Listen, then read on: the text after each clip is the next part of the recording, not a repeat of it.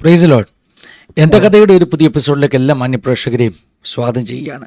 അനുഗ്രഹിക്കപ്പെട്ട ഒരു വ്യാഴാഴ്ച വൈകിട്ട് ദൈവസന്നിധിയിൽ നമുക്ക് ഒന്നിച്ച് കടന്നു വരുവാൻ കർത്താവ് നമ്മെ സഹായിച്ചുവല്ലോ. വളരെ പ്രാർത്ഥനയോടുകൂടെ നമുക്ക് ദൈവസന്നിധിയിലായിരിക്കാം. ഇന്നത്തെ ഈ ശുശ്രൂഷ നമുക്കെല്ലാവർക്കും അനുഗ്രഹത്തിന് കാരണമായി തീരട്ടെ.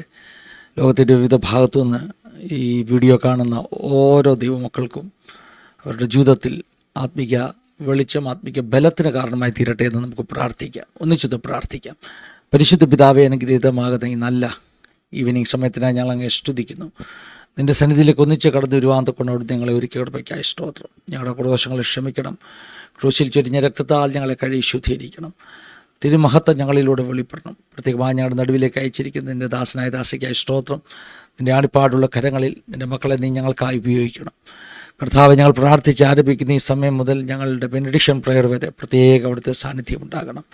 അനുഗ്രഹിച്ചാട്ടപ്പ വൻകാര്യങ്ങളെ ചെയ്താട്ട് അങ്ങനെ ചെയ്യുവാനോടൊന്ന് വിശ്വസനാകിയാൽ സ്തോത്രം.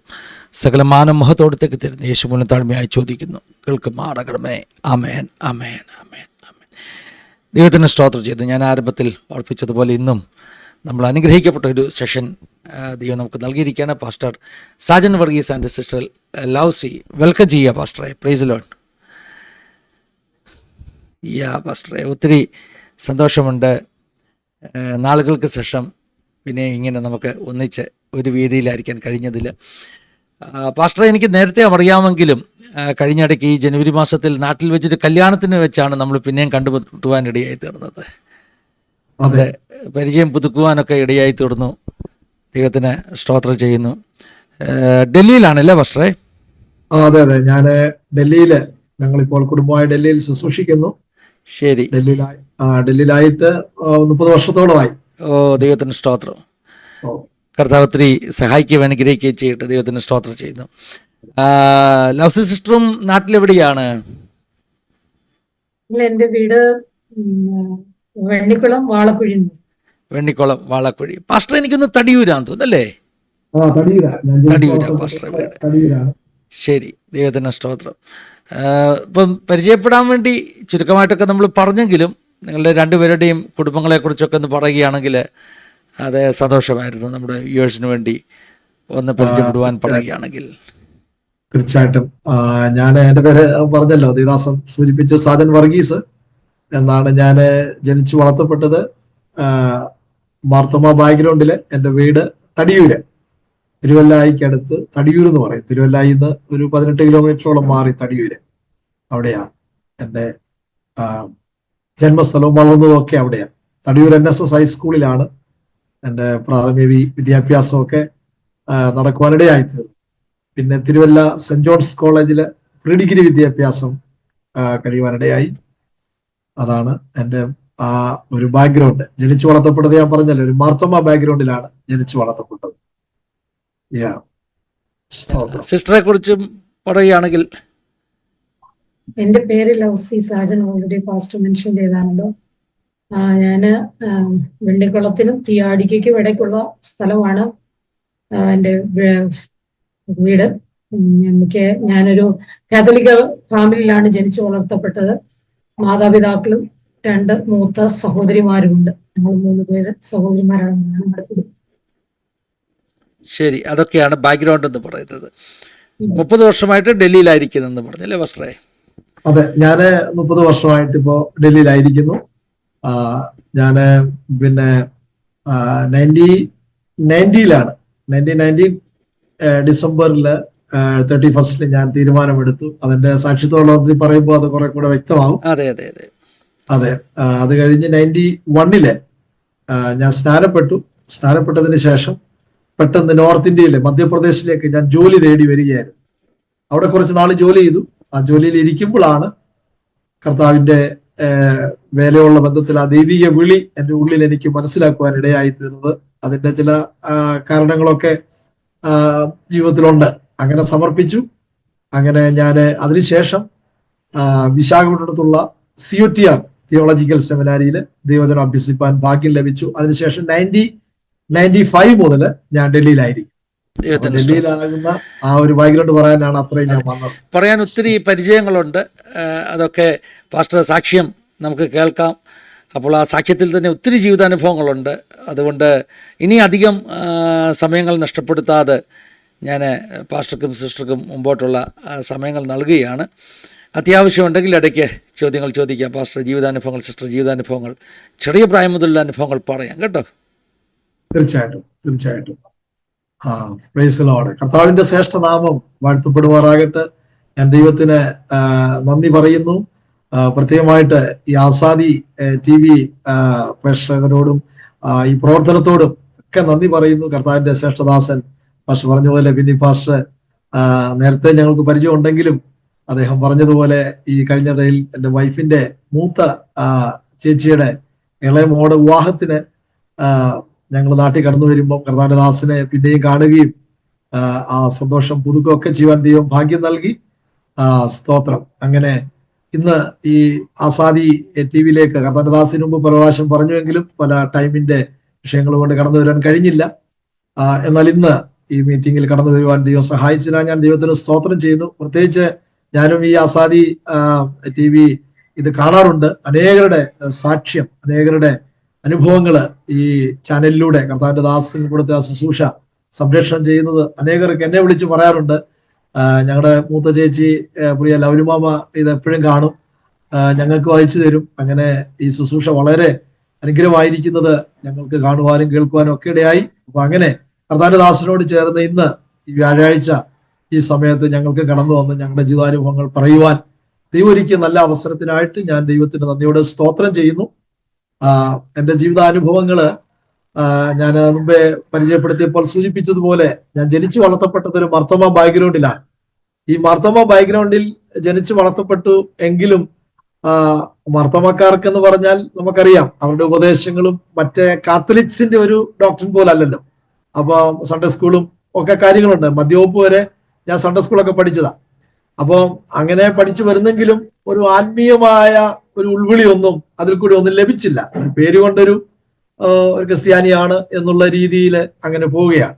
എന്നാൽ മാതാപിതാക്കള് അവര് വളരെ ട്രൈ ചെയ്തു ആ നിലയിൽ പത്യോപദേശങ്ങളൊക്കെ വളർത്താൻ. പക്ഷേ യഥാർത്ഥമായിട്ട് ആ ബൈബിൾ റിയാലിറ്റി, ആ സത്യങ്ങൾ ജീവിതത്തിൽ പ്രാവർത്തികമായിട്ടില്ലാത്തത് കൊണ്ട് വളർന്നു വരുന്തോറും ലോകപരമായിട്ടുള്ള പല കാര്യങ്ങളിലേക്ക് പൊയ്ക്കൊണ്ടിരുന്നു. അപ്പൊ ഞങ്ങൾ 5 സഹോദരങ്ങളാണ്. ഞാനാണ് ഏറ്റവും മൂത്തത്. ഞങ്ങൾ 3 ആണുങ്ങളും 2 സഹോദരിമാരും. അപ്പോൾ എൻ്റെ പിതാവ് ഒരു ബിസിനസ്സുകാരനായിരുന്നു. എനിക്ക് ഓർമ്മ വെച്ച നാൾ മുതൽ അദ്ദേഹം ബിസിനസ് ചെയ്യുന്നു. എന്നാൽ ആ ബിസിനസ് എല്ലാം തകർന്ന് തരിപ്പണമായി. അദ്ദേഹം എനിക്ക് ഓർമ്മ വെക്കുന്നതിന് മുമ്പ് എന്ന് പറഞ്ഞാൽ ഞാനൊരു 4-5 ക്ലാസ്സിൽ എൻ്റെ ഓർമ്മ ശരിയാണെങ്കിൽ അദ്ദേഹം ബോംബെയിലേക്ക് കടന്നുപോയി. മുംബൈയിലെ പൂനെ എന്ന് പറയുന്ന സ്ഥലത്ത് ബോംബെ ചെമ്പൂര് അങ്ങനെ ഒക്കെ അദ്ദേഹം ജോലി ചെയ്തു. അപ്പൊ എൻ്റെ മദറിനെ വിവാഹം കഴിക്കുന്നതിന് മുമ്പ് തന്നെ അദ്ദേഹം ബോംബെയിലായിരുന്നു, ടാറ്റായിൽ വർക്ക് ചെയ്തുകൊണ്ടേയിരുന്നു. അപ്പം അദ്ദേഹത്തിനും പാരമ്പര്യപരമായിട്ട് മർത്തോമാലാണെങ്കിലും ദൈവമായിട്ട് ഒരു അടുപ്പമൊന്നുമില്ല. ഇങ്ങനെ ഞാൻ പറഞ്ഞു കേട്ടിട്ടുണ്ട്. എൻ്റെ ഫാദർ ആത്മഹത്യ ചെയ്യാനൊക്കെ ശ്രമിച്ച സമയങ്ങൾ, പോയ നിമിഷങ്ങൾ. അപ്പൊ അങ്ങനെ ഉള്ള ഒരു സാഹചര്യത്തിൽ കൂടെ ആദ്യ ഭവനത്തിൽ എൻ്റെ പിതാവാണ് വിശ്വാസത്തിലേക്ക് കടന്നു വരുന്നത്. അങ്ങനെ പിതാവ് വിശ്വാസത്തിലേക്ക് കടന്നു വന്ന് പിന്നീട് അദ്ദേഹം നാട്ടിലേക്ക് തിരിച്ചു വരുമ്പോൾ ഞങ്ങൾ ഏകദേശമൊക്കെ വളർന്നു. ആ സമയത്ത് അദ്ദേഹത്തിന്റെ വിശ്വാസവും ആ പ്രത്യാശയും ഒന്നും ഞങ്ങൾക്ക് അംഗീകരിക്കുവാനായി കഴിഞ്ഞില്ല. എന്നാൽ എൻ്റെ കണ്ണുകൊണ്ട് ഞാൻ കണ്ടിട്ടുണ്ട് അദ്ദേഹം വിശ്വാസി വരുന്നതിന് മുമ്പ് വളരെ ആൽക്കഹോളൊക്കെ അടിച്ചിട്ട് മാതാവിനെ ഉപദ്രവിക്കുകയും ഞങ്ങള് മക്കള് നോക്കിയെന്ന് വാവിട്ട് കരയുകയും ചെയ്യുന്ന അനുഭവങ്ങളൊക്കെ ഞങ്ങളുടെ ജീവിതത്തിലുണ്ട്.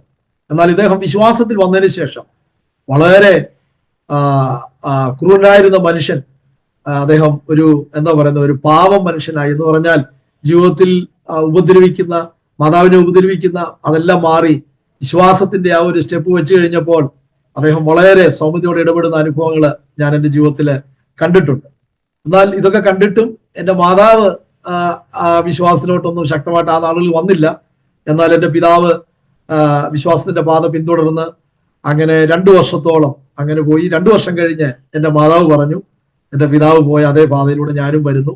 അതിനുശേഷം എൻ്റെ ഇളയ സഹോദരൻ, അദ്ദേഹം ഇപ്പോൾ ഓസ്ട്രേലിയയിലുണ്ട്, അദ്ദേഹം വിശ്വാസത്തിലേക്ക് വന്നു, സ്നാനപ്പെട്ടു. അതിനുശേഷമാണ് ഞാൻ വരുന്നത്. പിന്നെ എൻ്റെ പെങ്ങള് വന്നു. പെങ്ങളിപ്പോ ട്രിവാൻഡ്രത്തുള്ള മിനി എന്ന് പറയുന്ന പെങ്ങള് വന്നു. അതിനുശേഷം എൻ്റെ ഇളയ അനിയൻ വന്നു. ഏറ്റവും ഒടുവിലായിട്ട് ഇളയ പെങ്ങളും വന്നു. അങ്ങനെ ഞങ്ങൾ എല്ലാവരും കുടുംബമായിട്ട് ദൈവകൃപയിൽ വരുവാനിടയായി. സ്തോത്രം. അങ്ങനെ കർത്താവിനെ രക്ഷിതാവായി എന്റെ ജീവിതത്തിൽ 1990-ലാണ് ഞാൻ സ്വീകരിക്കുന്നത്. അപ്പോൾ യേശുവിനെ സ്വീകരിക്കുന്നതിന് മുമ്പ് ആ മാർത്തോമായുടെ കെട്ടുപാടിൽ കണ്ട സ്കൂളൊക്കെ പഠിച്ച് വളർന്നുവെങ്കിലും വളരെ ശക്തമായ കൂട്ടുകെട്ടും ഒക്കെ ഉണ്ടായിരുന്നുകൊണ്ട് ഞാൻ സ്കൂൾ തലം മുതല് അങ്ങനെ ഒരു ബാഡ് കൂട്ടുകെട്ടും ഒക്കെ ഉണ്ടായിരുന്നുകൊണ്ട് ഞാനും ആൽക്കഹോളിനും ഡ്രഗ്സിനും ഒക്കെ പലതിനും ഒക്കെ അടിമപ്പെട്ട് മാതാപിതാക്കളെ അനുസരിക്കാതെ വളരെ തലവേദനയാകുന്ന രീതിയിൽ ഞാൻ ജീവിച്ച ഒരു കാലം ഉണ്ടായിരുന്നു. ഈ പ്രീ ഡിഗ്രി പഠിക്കുന്ന ആ കാല അളവെന്ന് പറയാം. അപ്പം 9th സ്റ്റാൻഡേർഡ് മുതൽ തന്നെ സ്മോക്കിങ്ങും ഒക്കെ ചെയ്യുന്ന ഒരു അനുഭവം ഉണ്ടായിരുന്നു. അപ്പൊ അങ്ങനെ വളരെ വൾഗറായിട്ട് തന്നെ ജീവിച്ചു പോയ ആ കാലഘട്ടത്തില് എന്റെ പിതാവ് ആ സമയത്ത് ഗൾഫിൽ ജോലി ചെയ്യുന്നു. രക്ഷിക്കപ്പെട്ട് സ്നാനപ്പെട്ട് ദൈവകൃപയിൽ വന്നതിന് ശേഷം അദ്ദേഹം സൗദി അറേബ്യയിൽ ഒരു 8 വർഷത്തോളം ജോലി ചെയ്തു. അപ്പൊ ആ സമയത്ത് പിതാവ് ഗൾഫിലാണ്. അപ്പം ഞങ്ങള് നാട്ടിലെ മാതാവും ഞാനും എന്റെ സഹോദരങ്ങളും അപ്പം ഞങ്ങൾക്ക് ഇഷ്ടമുള്ള ഒരു ജീവിതം നയിച്ച് കൂട്ടുകൂടി പോകുന്ന ഒരു ലൈഫ് സ്റ്റൈലായിരുന്നു. അപ്പൊ അതിൽ കൂടെ ശക്തമായി പൊക്കോണ്ടിരിക്കുക. അങ്ങനെ പൊക്കോണ്ടിരിക്കുമ്പോഴാണ് 90-ല് എന്റെ പിതാവ് സൗദിയിൽ നിന്ന് തിരിച്ചു വരികയും അപ്പം എന്നെ വൈകിട്ട് ഒരു പ്രയറിന് എന്നോട് പറഞ്ഞു, നമുക്ക് ഇന്ന് പ്രയറിന് പോകാം. അപ്പൊ വിളിച്ചതല്ലേ എന്ന് വിചാരിച്ച് ഞാനും കടന്നുപോയി. അപ്പൊ ഞാൻ അന്ന് കടന്നു പോകുന്നതും ഞാനിന്ന് ഓർക്കുന്നുണ്ട്. അന്നൊരു ഫിലിം കണ്ട് മമ്മൂട്ടിയുടെ ഒരു സിനിമയും ഒക്കെ കണ്ട് അതിന്റെ കഥയൊക്കെ പറഞ്ഞാണ് ഞാൻ എൻ്റെ ഫാദറിന്റെ കൂടെ കടന്നു പോകുന്നത്. പക്ഷെ അന്ന് കടന്നുപോയി ആ ഒരു ഉപവാസ പ്രാർത്ഥനയിൽ കടന്നുപോയി അവിടെ ഇരിക്കുമ്പോൾ ഒരു ദൈവദാസനിലൂടെ വളരെ ശക്തമായിട്ട് ദൈവത്തിന്റെ ദൂത് എന്റെ മേൽ കടന്നു വന്നു. അപ്പൊ എനിക്ക് പ്രവചനമൊക്കെ കേൾക്കുന്ന വലിയ ഇഷ്ടമാണ്. അനുഗ്രഹിക്കും, വാലല്ല തലയാക്കും എന്നൊക്കെ പറയുന്നത് വലിയ ഇഷ്ടമാണ്. പക്ഷെ അന്നത്തെ ആ പ്രവചനം എന്റെ ജീവിതത്തിൽ വന്നത് ഒരു ശക്തമായ ദൂതാണ്. അതായത് നിന്റെ മുമ്പിൽ 2 വഴികളേ ഉള്ളൂ. ആ 2 വഴിയിലെ ഇന്ന് നിനക്കൊരു തീരുമാനമെടുക്കാൻ ഒരു അവസരം തരികയാണ്. ഒന്ന് ജീവന്റെ വഴി, ഒന്ന് നാശത്തിന്റെ വഴി. അപ്പൊ ആ ദേവദാസൻ ഞാൻ ഇന്ന് ഓർക്കുന്നുണ്ട്. കീഴ്വായ്പൂലുള്ള ഒരു പോലീസ് സ്റ്റേഷനിൽ പോലീസായിട്ട് ജോലി ചെയ്യുന്ന ഒരു ദേവദാസനെ ഒരു പ്രവാചകനായി അദ്ദേഹത്തെ ദൈവം ഉപയോഗിച്ചുകൊണ്ടിരിക്കുന്ന ഒരു കാലഘട്ടമാണ്. അപ്പൊ അങ്ങനെ അദ്ദേഹത്തിലൂടെ ഒരു ദൂത് എന്റെ മേൽ കടന്നു വന്നു. ഞങ്ങള് തടിയൂർ IPC സഭയിലെ മെമ്പറാണ്. അപ്പൊ ആ സഭയിൽ അന്നത്തെ കാലത്ത് ഇന്നും ഉണ്ട് കരിയാലിൽ കുടുംബം എന്ന് പറയും. അവിടെയുള്ള കുഞ്ഞച്ചൻ എന്ന് പറയുന്ന കുഞ്ഞച്ചാന്റെ ഇപ്പോഴും അതേ കുടുംബമായിട്ട് നാട്ടിൽ തടിയൂരുണ്ട്. അവിടെ വെച്ചാണ് ഈ ദൂത് എന്റെ മേൽ ദേവദാസനിൽ കൂടെ കേൾക്കുന്നത്. അപ്പം ആ ദൂത് എന്റെ ജീവിതത്തിലേക്ക് വന്നു കഴിഞ്ഞപ്പോൾ ഞാൻ അന്ന് ചെയ്തുകൊണ്ടിരിക്കുന്ന കാര്യങ്ങളൊക്കെ അദ്ദേഹം വിളിച്ചു പറയുക. അപ്പൊ ഇപ്പോൾ നീ തുറന്നുകൊണ്ടിരിക്കുന്ന പാതയിലൂടെ മുമ്പോട്ട് പോയാൽ ആ നാശത്തിന്റെ വഴിയിലൂടെ നീ അങ്ങ് കടന്നു പോകും. അല്ല, ഇന്ന് ഇവിടെ വെച്ചൊരു തീരുമാനമെടുത്ത് ജീവന്റെ വഴിയിലേക്ക് തിരിഞ്ഞാൽ കർത്താവ് നിന്നെ സഹായിക്കുമെന്നൊരു ദൂത്. അപ്പൊ അത് ദൈവത്തിന്റെ പരിശുദ്ധാത്മാവിന്റെ ഒരു വലിയ പ്രവൃത്തിയായിരുന്നു. ഞാനത് മനസ്സിലാക്കി ഞാൻ എൻ്റെ ജീവിതത്തെ സമർപ്പിച്ചു. അന്ന് രാത്രിയിൽ എനിക്ക് ഉറങ്ങുവാൻ കഴിയുന്നില്ല. വളരെ ശക്തമായിട്ട് എൻ്റെ ജീവിതത്തിൽ ഒരു വലിയ പരിവർത്തനം ഉണ്ടായി. ഞാൻ ചെയ്യുന്നതായ പാപങ്ങളൊക്കെ ദൈവത്തോട് ഏറ്റുപറഞ്ഞ് രാത്രിയുടെ യാമത്തിൽ എഴുന്നേറ്റിരുന്ന് മുട്ടുമടക്കി കർത്താവെ ആ ദൈവിക ഭയം ഉള്ളത്തിലേക്ക് വന്ന് ഞാൻ എന്നെ തന്നെ സമർപ്പിക്കുകയും അടുത്ത ദിവസം ഞാൻ എൻ്റെ പിതാവിനോട് ചെന്ന് പറയുകയാണ്, ഞാനും ഇനി മുതൽ ചർച്ചിലേക്ക് വരികയാണ്, എനിക്കും പപ്പയൊക്കെ സ്നാനപ്പെട്ടതുപോലെ സ്നാനപ്പെടണം എന്ന് പറയുമ്പോൾ പെട്ടെന്ന് പറഞ്ഞു, എന്താ നിനക്കിങ്ങനെ ഒരു പ്രത്യേക തീരുമാനം? അപ്പൊ അങ്ങനെയൊക്കെ പറഞ്ഞ് ഞാൻ ശക്തമായിട്ട് ആ ഒരു മാനസാന്തരത്തിന്റെ ആ ഒരു ഗ്രേറ്റ് ചേഞ്ച് എൻ്റെ ജീവിതത്തിൽ വന്നത് എനിക്ക് മനസ്സിലായി. പരിശുദ്ധാത്മാവ് എൻ്റെ ജീവിതത്തിൽ പ്രവർത്തിച്ചു എന്നുള്ളത് എനിക്ക് വ്യക്തമായിട്ട് അത് ഗ്രഹിപ്പാനായി കഴിഞ്ഞു. അങ്ങനെ അടുത്ത ദിവസം തന്നെ ഞാൻ പിന്നെ പപ്പയോട് പറഞ്ഞു. അപ്പം പെന്തക്കോസ്തിലെ തടിയിൽ IPCയിലുള്ള ഒരു സഹോദരൻ, ഇപ്പോൾ അദ്ദേഹം ദുബൈയിൽ ജോലി ചെയ്യുന്നു, അദ്ദേഹം വീട്ടിൽ വരികയും അപ്പൊ അദ്ദേഹത്തോട് ഞാൻ പറയാം, അതൊരു ആത്മീയ സഹോദരനാ, മോനച്ചൻ എന്ന് പറയും. അപ്പൊ അദ്ദേഹവും ഞാനും കൂടെ തടിയിൽ IPCയിലെ സഭയിൽ ചെന്ന് പാസ്റ്റർ പറഞ്ഞു, പാസ്റ്റർ എനിക്കിങ്ങനെ സ്നാനപ്പെടാൻ ആഗ്രഹമുണ്ട്. അദ്ദേഹം പറഞ്ഞു, വെയിറ്റ് ചെയ്യണം, ഇതൊക്കെ പഠിച്ച് വചനത്തിൽ ഉറപ്പ് പ്രാപിച്ചും ഒക്കെ നമുക്ക് മുന്നേറാം എന്നൊക്കെ അദ്ദേഹം അഡ്വൈസ് ചെയ്തു. അങ്ങനെ 1990 ഡിസംബർ മാസം 31 ഞാൻ സഭയുടെ മുമ്പിൽ എഴുന്നേറ്റ് നിന്ന് എൻ്റെ തീരുമാനത്തെ അറിയിക്കുകയും ഒരു പൂർണ്ണ സമർപ്പണം ദൈവസന്നിധിയിൽ ചെയ്യുവാൻ എൻ്റെ ദൈവം എനിക്ക് ഭാഗ്യം നൽകി. പിന്നെ 1991 ജനുവരി മാസത്തിലെ കുമ്മനാട് കൺവെൻഷനിലെ ലാസ്റ്റ് ദിവസം സ്നാന ശുശ്രൂഷയില് എരവേരി കടവിൽ വെച്ച് കർത്താവിനെ ജലത്തിൽ സാക്ഷിപ്പാൻ എൻ്റെ ജീവിതത്തിൽ എനിക്ക് ഭാഗ്യം നൽകി. അപ്പൊ അങ്ങനെ ഒരു മാനസാന്തരത്തോടു കൂടെ കർത്താവിന്റെ വചനമാകുന്ന ആ മുഴുകൽ സ്നാനവും സ്വീകരിച്ച് എൻ്റെ ജീവിതത്തിലേക്ക് ഒരു വലിയ പരിവർത്തനമായി ഞാൻ ആത്മീയമായിട്ട് ഒരു ഭയങ്കര തീക്ഷ്ണതയോടെ ഇറങ്ങുവാൻ ദൈവം എൻ്റെ ജീവിതത്തിൽ ഭാഗ്യം നൽകി. അപ്പൊ അതാണ് എൻ്റെ ആ പ്രാഥമികമായ ആ ആ മാനസാന്തരത്തിന്റെ ആ ഒരു അനുഭവം. അതിനുശേഷം 91 തന്നെ ഞാൻ മധ്യപ്രദേശിലേക്ക് ജോലി തേടി വരികയാണ്. അപ്പൊ അതിനുശേഷം പാസ്റ്ററെ അവിടെ നിന്ന് നിർത്തിയിട്ടെ, പാസ്റ്ററുടെ ശുശ്രൂഷയുടെ അനുഭവങ്ങൾ, ഇനിയുമുള്ള ജീവിതാനുഭവങ്ങൾ കേൾക്കുന്നതിന് മുമ്പ് സിസ്റ്റർ കാത്തലിക് ബാക്ക്ഗ്രൗണ്ടിലായിരുന്നു എന്ന് പറഞ്ഞത് അല്ലേ? അപ്പോൾ എങ്ങനെയാണ് സിസ്റ്ററും ഒക്കെ വിശ്വാസത്തിലേക്ക് വന്നത്? ആ അനുഭവങ്ങൾ കൂടെ ഒന്ന് പങ്കുവെച്ചിട്ട് പിന്നെ നമുക്ക് പാസ്റ്ററിലേക്ക് മടങ്ങി വരാം. ഒന്ന് അതൊന്ന് ഷെയർ ചെയ്യുകയാണെങ്കിൽ. ഓക്കെ, എൻ്റെ അനുഭവങ്ങളിലേക്ക് കടന്നുപോകാനായിട്ട് ഞാൻ ആഗ്രഹിക്കുന്നു. ഞാൻ ഓൾറെഡി പറഞ്ഞല്ലോ, ഞാനൊരു കത്തോലിക്ക കുടുംബത്തിലാണ് ജനിച്ചു വളർത്തപ്പെട്ടത്. വളരെ സ്ട്രോങ് ആയിട്ട് കാത്തലിക് വിശ്വാസത്തിൽ എൻ്റെ മാതാപിതാക്കൾ ഉറച്ചു നിൽക്കുന്ന കാലഘട്ടം. മാതാവ് എന്ന് പറയുമ്പോൾ ഓർത്തഡോക്സ് ബാക്ക്ഗ്രൗണ്ട് ആയിരുന്നു, എൻ്റെ പിതാവ് കാത്തലിക് ബാക്ക്ഗ്രൗണ്ട്. ഞങ്ങള് അങ്ങനെ ഉള്ള ഒരു അനുഭവത്തിലൂടെ മുന്നോട്ട് പോകുന്ന എനിക്കറിയാം. എൻ്റെ വീട്ടിൽ ഒരു പാസ്റ്റർമാരും കടന്നു വന്ന് പ്രാർത്ഥിക്കുവാനോ ആരും അങ്ങനെ കടന്നു വന്ന് സുവിശേഷം പറയുവാനോ പ്രാർത്ഥിക്കുവാനോ താല്പര്യപ്പെട്ടിട്ടുള്ള ഒരു കുടുംബമല്ലായിരുന്നു എൻ്റെ പിതാവ്. ഞാൻ എൻ്റെ കണ്ണുകൊണ്ട് കണ്ടിട്ടുണ്ട് എൻ്റെ പിതാവ് വീട്ടിൽ കയറി വരുന്നവരെ ഇറക്കി വിടുന്നത്. ഞങ്ങൾക്ക് അതിന്റെ ആവശ്യമില്ല, ഞങ്ങൾ പ്രാർത്ഥിക്കുന്നവരാണ്, നിങ്ങളെ കൊണ്ടുള്ള പ്രാർത്ഥനയുടെ ആവശ്യമില്ലെന്ന് പറഞ്ഞ് ചുഴന IPCയിലെ വിശ്വാസികളെ ഇറക്കി വിട്ട അനുഭവം ഞാൻ എൻ്റെ കണ്ണുകൊണ്ട് കണ്ടിട്ടുണ്ട്. അപ്പൊ അന്ന് ചോദിച്ചു, അവര് ഒന്ന് പ്രാർത്ഥിച്ചിട്ട് പോകുന്നതിന് എന്ത് സംഭവിക്കുന്നൊക്കെ ചോദിച്ചാൽ എൻ്റെ പിതാവ് അതിനൊന്നും ഒരുക്കപ്പെടുന്ന ഒരു മനസ്സല്ലായിരുന്നു. എന്ന് പറഞ്ഞാൽ ആ കാത്തലിക് വിശ്വാസത്തിൽ മുന്നോട്ട് പോയിക്കൊണ്ടേയിരുന്നു. അങ്ങനെ എൻ്റെ പ്രീ ഡിഗ്രി വിദ്യാഭ്യാസ കാലത്ത് എൻ്റെ മാതാവ് ഒരു ആസ്തമ പേഷ്യന്റ് ആണ്. അങ്ങനെ ആ ഒരു അനുഭവത്തിലായിരുന്നു ഞങ്ങൾ. ഒത്തിരി കഷ്ടത്തിലൂടെ കടന്നു പോയിക്കൊണ്ടിരിക്കുന്ന ഒരു സമയത്ത് ഞാൻ പ്രീ ഡിഗ്രി വിദ്യാഭ്യാസം ചെയ്യുമ്പോൾ ആ സമയത്ത് എൻ്റെ മാതാവ് ഹോസ്പിറ്റലിൽ അഡ്മിറ്റായി, ഭയങ്കര സീരിയസ് ആയിട്ട് അഡ്മിറ്റ് ആയിരിക്കാണ്.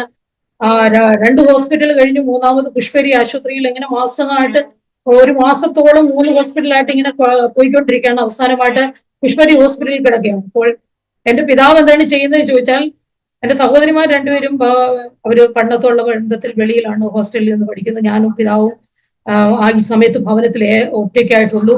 എൻ്റെ പിതാവ് ചെയ്യുന്ന രാവിലെ ഭവനത്തിൽ നിന്ന് ഇറങ്ങും, പല പള്ളികളിൽ പോകും, പുതുപ്പള്ളി പോകും, മണർകാട്ട് പോകും, പരുമല പോകും, ഇങ്ങനെ പോവുക, പ്രാർത്ഥിക്കുക, തിരിച്ചു വീട്ടിൽ ഒരു ഈവനിങ് ആകുമ്പോൾ വരും. പിന്നെയും രാത്രിയിൽ ഇരുന്ന് മെഴുകുതിരി കത്തിച്ചു വെച്ച് ഫോട്ടോയുടെ മുന്നിൽ ഇരുന്ന് പ്രാർത്ഥിക്കും.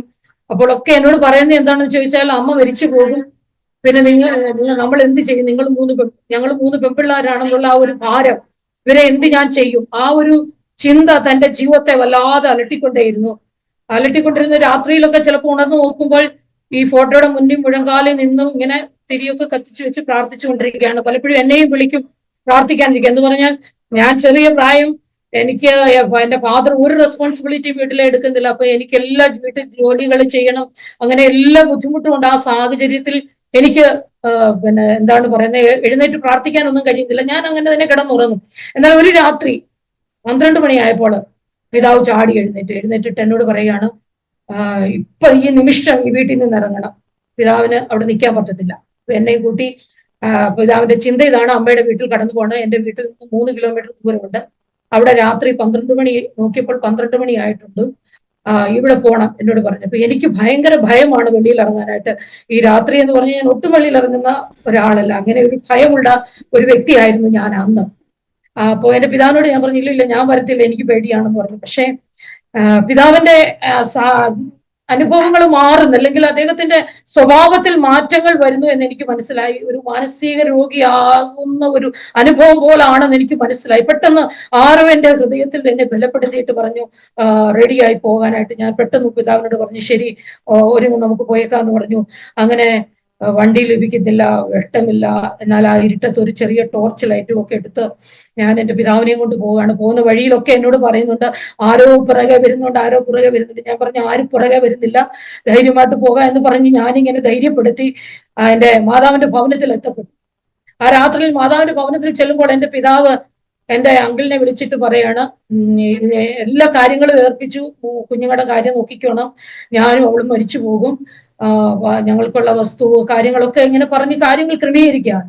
പെട്ടെന്ന് എൻ്റെ അങ്കിൾ അന്ന് ഇന്ന് ഓർത്തഡോക്സ് വിശ്വാസിയാണ്. അദ്ദേഹം പറഞ്ഞു, സാരമില്ല, നേരം വെളുക്കുന്നിടം വരെ ഒന്ന് സാവകാശപ്പെട്, 5 മണിയാകുമ്പോൾ ഇവിടെ ഒരു ചർച്ച ഉണ്ട്, അവിടെ പോയി പ്രാർത്ഥിക്കാമെന്ന് പറഞ്ഞു. അപ്പൊ അങ്ങനെ പറഞ്ഞ് ആശ്വസിപ്പിച്ച് എൻ്റെ പിതാവ് അങ്ങനെ കട്ടിൽ അവിടെ കിടക്കുകയാണ്, ഉറങ്ങുന്നൊന്നുമില്ല, അങ്ങനെ കിടന്നു. 5 മണിയായപ്പോൾ എൻ്റെ അങ്കിള് എൻ്റെ പിതാവിനെ കൂട്ടി അവിടെ പോകും. 5 മണിക്ക് എന്തിനാ പോകുന്നതെന്ന് ചോദിച്ചാൽ, ആരും കാണരുത്, പ്രാർത്ഥിക്കാൻ പോകുന്നത് മറ്റാരും കാണരുത്, ആ ഒരു ചിന്തയോടുകൂടി ഇവർ രണ്ടുപേരും കൂടെ കടന്നുപോയി. കടന്നുപോയി. ഞാൻ പറയട്ടെ, കടന്നുപോയ വ്യക്തിയല്ല മടങ്ങി വന്നത്. പൂർണ്ണമായിട്ട് താൻ വിടുതൽ പ്രാപിച്ചു സൗഖ്യത്തോടെ ഒരു മാനസികമായിട്ടുണ്ടായിരുന്ന എല്ലാ വിഭ്രാന്തികളും മാറി വിടുതലോടെ തിരിച്ചു വരുവാനായിട്ട് ഇടയായി തീർന്നു. ദൈവത്തിന്റെ സന്ദർശനത്തിന്റെ സമയമായിരുന്നു, ദൈവം സ്നേഹിക്കുന്ന സമയമായിരുന്നു. അതുകൊണ്ട് കർത്താവ് അങ്ങനെ ചെയ്തു. വിടുതലോടെ മടങ്ങി ഭവനത്തിൽ വന്ന് എന്ന് പറഞ്ഞാൽ എന്റെ അമ്മയുടെ ഭവനത്തിൽ വന്നു. വന്നതിന് ശേഷം എന്നോട് പറഞ്ഞു, തിരിച്ചു വീട്ടിൽ പോയിക്കോ, ഞാൻ ഹോസ്പിറ്റലിലേക്ക് പോവാണ്, അമ്മയുടെ അടുത്ത് പോവാണ്.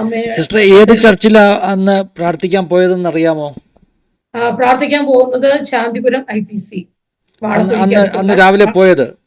അതെ, വെണ്ണിക്കുളത്തിനും വാളക്കുഴിയിലും ഇടയ്ക്ക് ശാന്തിപുരം എന്ന് പറയുന്ന ഒരു ചർച്ചുണ്ട്, IPC. അന്ന് മാത്രമേ എന്റെ പിതാവ് അവിടെ പോയിട്ടുള്ളൂ. ഞങ്ങൾ ആരും ഇതുവരെ അവിടെ പോയിട്ടില്ല. പക്ഷെ അതൊരു വലിയ അനുഭവമായിരുന്നു. അവിടെ നിന്ന് എന്റെ പിതാവ് തിരിച്ച് ഹോസ്പിറ്റലിലേക്ക് പോയി. രാവിലത്തെ 7 മണിക്കുള്ള ബസ്സിൽ കയറി പുഷ്പഗിരി ഹോസ്പിറ്റലിലേക്കാണ് പോകുന്നത്. എന്റെ അമ്മയെ കാണാനായിട്ടാണ് പോകുന്നത്. ഞാൻ പറയട്ടെ, ഹോസ്പിറ്റലിൽ എന്റെ പിതാവ് ചെല്ലുമ്പോൾ എന്റെ സഹോദരി അന്ന് അവിടെ പഠിക്കുന്നുണ്ട്, രണ്ടാമത്തെ സിസ്റ്റർ. അങ്ങനെ അപ്പൊ പിതാവിന്റെ ഉള്ളിലിരിക്കുന്നതാണ് അമ്മയെ ഡിസ്ചാർജ് ചെയ്യിപ്പിക്കണം, പ്രാർത്ഥിക്കാൻ കൊണ്ടുപോകണം. ഈ ഒരു ചിന്തയോട് കൂടിയാണ് അവിടെ ചെല്ലുന്നത്. ചെന്ന് ഡോക്ടേഴ്സുമായിട്ട് സംസാരിക്കുമ്പോൾ അവർ പറഞ്ഞില്ല, ഡിസ്ചാർജ് ചെയ്യാൻ പറ്റത്തില്ല, അങ്ങനെ നിങ്ങൾ കൊണ്ടുപോകണമെങ്കിൽ നിങ്ങളുടേതായ റിസ്കിൽ കൊണ്ടുപോകണം എന്നൊക്കെ പറയും.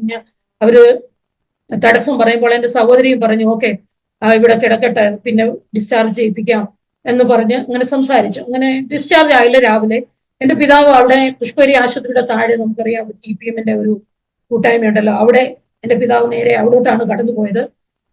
ഏകദേശം 3 മണി വരെ പിതാവ് അവിടെയുള്ള പ്രിയപ്പെട്ടവരുമായിട്ട് ചേർന്ന് പ്രാർത്ഥിച്ച് ആ പ്രിയപ്പെട്ടവർ പറഞ്ഞു വിട്ടു, ഹോസ്പിറ്റലിലേക്ക് പോ, ദൈവം സൗഖ്യമാക്കിയിട്ടുണ്ട് എന്ന് പറഞ്ഞ് ഹോസ്പിറ്റലിലേക്ക് പോകുന്നു. എന്റെ പിതാവ് തിരിച്ചു ഹോസ്പിറ്റലിൽ പുഷ്പഗിരി ആശുപത്രി ചെല്ലുമ്പോൾ എന്റെ മാതാവ് സൗഖ്യമുള്ളവളായിട്ട് അവിടെ ഇരിക്കും. അന്ന് തന്നെ ഡിസ്ചാർജ് ആയി. തിരിച്ചെന്റെ പിതാവും മാതാവും എന്റെ മാതാവിന്റെ ഭവനത്തിലേക്കാണ് വരുന്നത്. അവിടെ വന്ന് വരുവാനായിട്ട് ഇടയായി തീർന്നു. എന്റെ പിതാവ് അന്നൊരു നിർണയം എടുത്തു, ഇനിയും ഞാൻ മുൻപോട്ടെങ്കിൽ ഈ വിശ്വാസത്തിൽ മാത്രം. അങ്ങനെ തീരുമാനമെടുത്ത് ഞങ്ങളോടൊക്കെ പറഞ്ഞെങ്കിലും ഞങ്ങൾ എല്ലാവരും അതിനുവേണ്ടി എതിർത്തു. ഈവൻ സൗഖ്യം കിട്ടിയ മാതാവും ഈ വലിയ പ്രതികൂലമൊക്കെ കണ്ട ഞാനും ഒക്കെ എതിർത്തു. ഞങ്ങൾ പറഞ്ഞു, ഞങ്ങൾ കത്തോലിക്ക സഭ വിട്ട് മുന്നോട്ടേ ഇല്ല. അങ്ങനെ എന്റെ പിതാവ് ഒറ്റപ്പെട്ട പോലെ ആയി തീർന്നു. താൻ തുടർന്ന് കടന്നു പോയിക്കൊണ്ടിരുന്നത് തിരുവല്ലയിലെ കൂട്ടായ്മയിലേക്കാണ്. അങ്ങനെ ഏകദേശം 1.5 വർഷത്തോളം അങ്ങനെ കടന്നുപോയി. എന്റെ പിതാവ് രക്ഷിക്കപ്പെട്ടത്, സ്നാനപ്പെട്ടു, അവിടെ എല്ലാം ചെയ്തു. ഞങ്ങൾ ആരും കൂടെ പോകത്തില്ല. വീട്ടിൽ വന്ന് ഞാൻ കണ്ടിട്ടുണ്ട്, ഏകനായിട്ടിരുന്ന് രാത്രിയിലൊക്കെ കണ്ണുനീരോടെ പ്രാർത്ഥിക്കും. പക്ഷെ ഞങ്ങളെല്ലാവരും ആ സ്തോത്രവും ഹല്ലേലൂയയും ഒക്കെ കേൾക്കുമ്പോൾ ഇറിറ്റേഷൻ ആണ്. ഞങ്ങൾ കളിയാക്കുമായിരുന്നു, ഇതെന്താ തലയ്ക്ക് വട്ടുപിടിച്ചെന്നൊക്കെ ചോദിക്കുന്ന സാഹചര്യങ്ങളൊക്കെ ഒത്തിരി ഉണ്ടായിട്ടുണ്ട്. ഒത്തിരി പിതാവിനെ നിന്ദിച്ചു. പക്ഷെ അവിടെ ഒന്നും പിതാവ് ക്ഷണിച്ചു പോയില്ല, വിശ്വാസത്തിന് വേണ്ടി നിന്നു. എന്നാൽ പിന്നീട് എന്റെ മാതാവ് ദൈവകൃപയിൽ വന്നു. ഇവർ രണ്ടുപേരും ഒരുമിച്ച് ചൂഴന IPC-യിലേക്ക്, അവിടെയുള്ള തിരുവല്ലയിലുള്ളവരും പറഞ്ഞു, അടുത്തെവിടെയെങ്കിലും കൂട്ടായ്മയിൽ പോകുന്നെങ്കിൽ കൂട്ടായ്മയിൽ പോവുക. ഇത്രയും യാത്ര ചെയ്യുന്നത് ബുദ്ധിമുട്ടും എല്ലാം കൂടെ വന്നപ്പോൾ ചൂഴന IPC-യുള്ള ബന്ധത്തിൽ എന്റെ പിതാവും മാതാവും കടന്നുപോയി. എന്റെ മൂത്ത സഹോദരി ആ സമയങ്ങളിൽ തന്നെ രക്ഷിക്കപ്പെടുവാനായിട്ട് ഇടയായി തീർന്നു. അങ്ങനെ എന്റെ മാതാവും സഹോദരിയും ഒക്കെ സ്നാനപ്പെട്ടു. അവരെല്ലാവരും വിശ്വാസത്തിൽ വന്നെങ്കിലും ഞാൻ ഒറ്റയ്ക്ക് ഇവരോടെല്ലാവരോടും എതിർത്ത് നിന്നിരുന്നു. ഒരിക്കലും ഞാൻ ഈ വിശ്വാസത്തിൽ വരത്തില്ല. എനിക്ക് കുറെ ഫ്രണ്ട്സ് ഉണ്ടായിരുന്നു, അവരെനിക്ക് കുറെ ആലോചനകൾ പറയും, ഇന്ന പെന്തക്കോസുകാർ ഇങ്ങനെയാണ്, അവരിങ്ങനെയാണ്, പിന്നെ നീ അവരുടെ കൂട്ടത്തിലാണോ പോകുന്നത്, ഞങ്ങളൊക്കെ ഉണ്ട് കൂടെ എന്ന് പറഞ്ഞ് ഇവരൊക്കെ നിന്നു. പക്ഷെങ്കിൽ കത്തോലിക്ക സഭയിൽ എനിക്ക് കടന്നു പോകാൻ പറ്റത്തില്ല, കാരണം മാതാപിതാക്കളില്ലാതെ അവിടെ എനിക്ക് പോകാൻ പറ്റില്ല. ഞാൻ എങ്ങും പോകാത്ത ഒരു സാഹചര്യത്തിൽ ഭവനത്തിലായിരുന്നു. ഈ സമയങ്ങളിലൊക്കെ അനേക ദൈവദാസന്മാർ ഭവനത്തിൽ കയറി വരുകയും ദൈവവചനം എന്നോട് ഷെയർ ചെയ്യുകയൊക്കെ ചെയ്തിട്ടുണ്ട്. ഒരു ദൈവദാസൻ പൂർണ്ണമായിട്ട് കിടക്കയിലായിരുന്നു, തളർന്നുപോയ ഒരു മനുഷ്യൻ. അദ്ദേഹം ഹിന്ദു ബാക്ക്ഗ്രൗണ്ടിലാണ്. അദ്ദേഹം എന്റെ ഭവനത്തിൽ അങ്ങനെ ഇടയ്ക്ക് കടന്നു വന്ന് അദ്ദേഹത്തിന്റെ സാക്ഷ്യം എന്നോട് ഷെയർ ചെയ്യുവാനും തന്നെ ദൈവം സൗഖ്യമാക്കിയത് പറഞ്ഞു. അദ്ദേഹത്തിന്റെ സാക്ഷ്യം എന്നെ എന്റെ ജീവിതത്തിൽ ഒത്തിരി ഇൻഫ്ലുവൻസ് കൊണ്ടുവന്നു. അദ്ദേഹം ദൈവവചനത്തിൽ എന്തിനു വിശ്വസിക്കണം, എന്തിനു രക്ഷിക്കപ്പെടണം എന്നുള്ള വലിയ സത്യങ്ങൾ എന്നോട് ഗ്രഹിപ്പിച്ചു. ആ ദിവസം ഞാൻ രക്ഷിക്കപ്പെട്ടു. എങ്കിലും ഞാൻ ചർച്ചിൽ പോകില്ല എന്നുള്ളതാണ് എന്റെ തീരുമാനം. ഞാൻ അങ്ങനെ സ്ട്രോങ് ആയിട്ട് നിന്നു.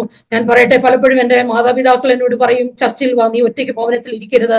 എന്റെ സഹോദരിമാരെന്നെ നിർബന്ധിക്കുമായിരുന്നു. പ്രത്യേകിച്ച് എന്റെ മൂത്ത സഹോദരി എപ്പോഴും പറയും, ഞാനല്ല സംസാരിക്കുന്നത്, നിന്നോട് പരിശുദ്ധാത്മാവാ സംസാരിക്കുന്നത്, നീ നിന്റെ ഹൃദയം ദൈവത്തിന് വേണ്ടി കൊടുക്കുന്ന.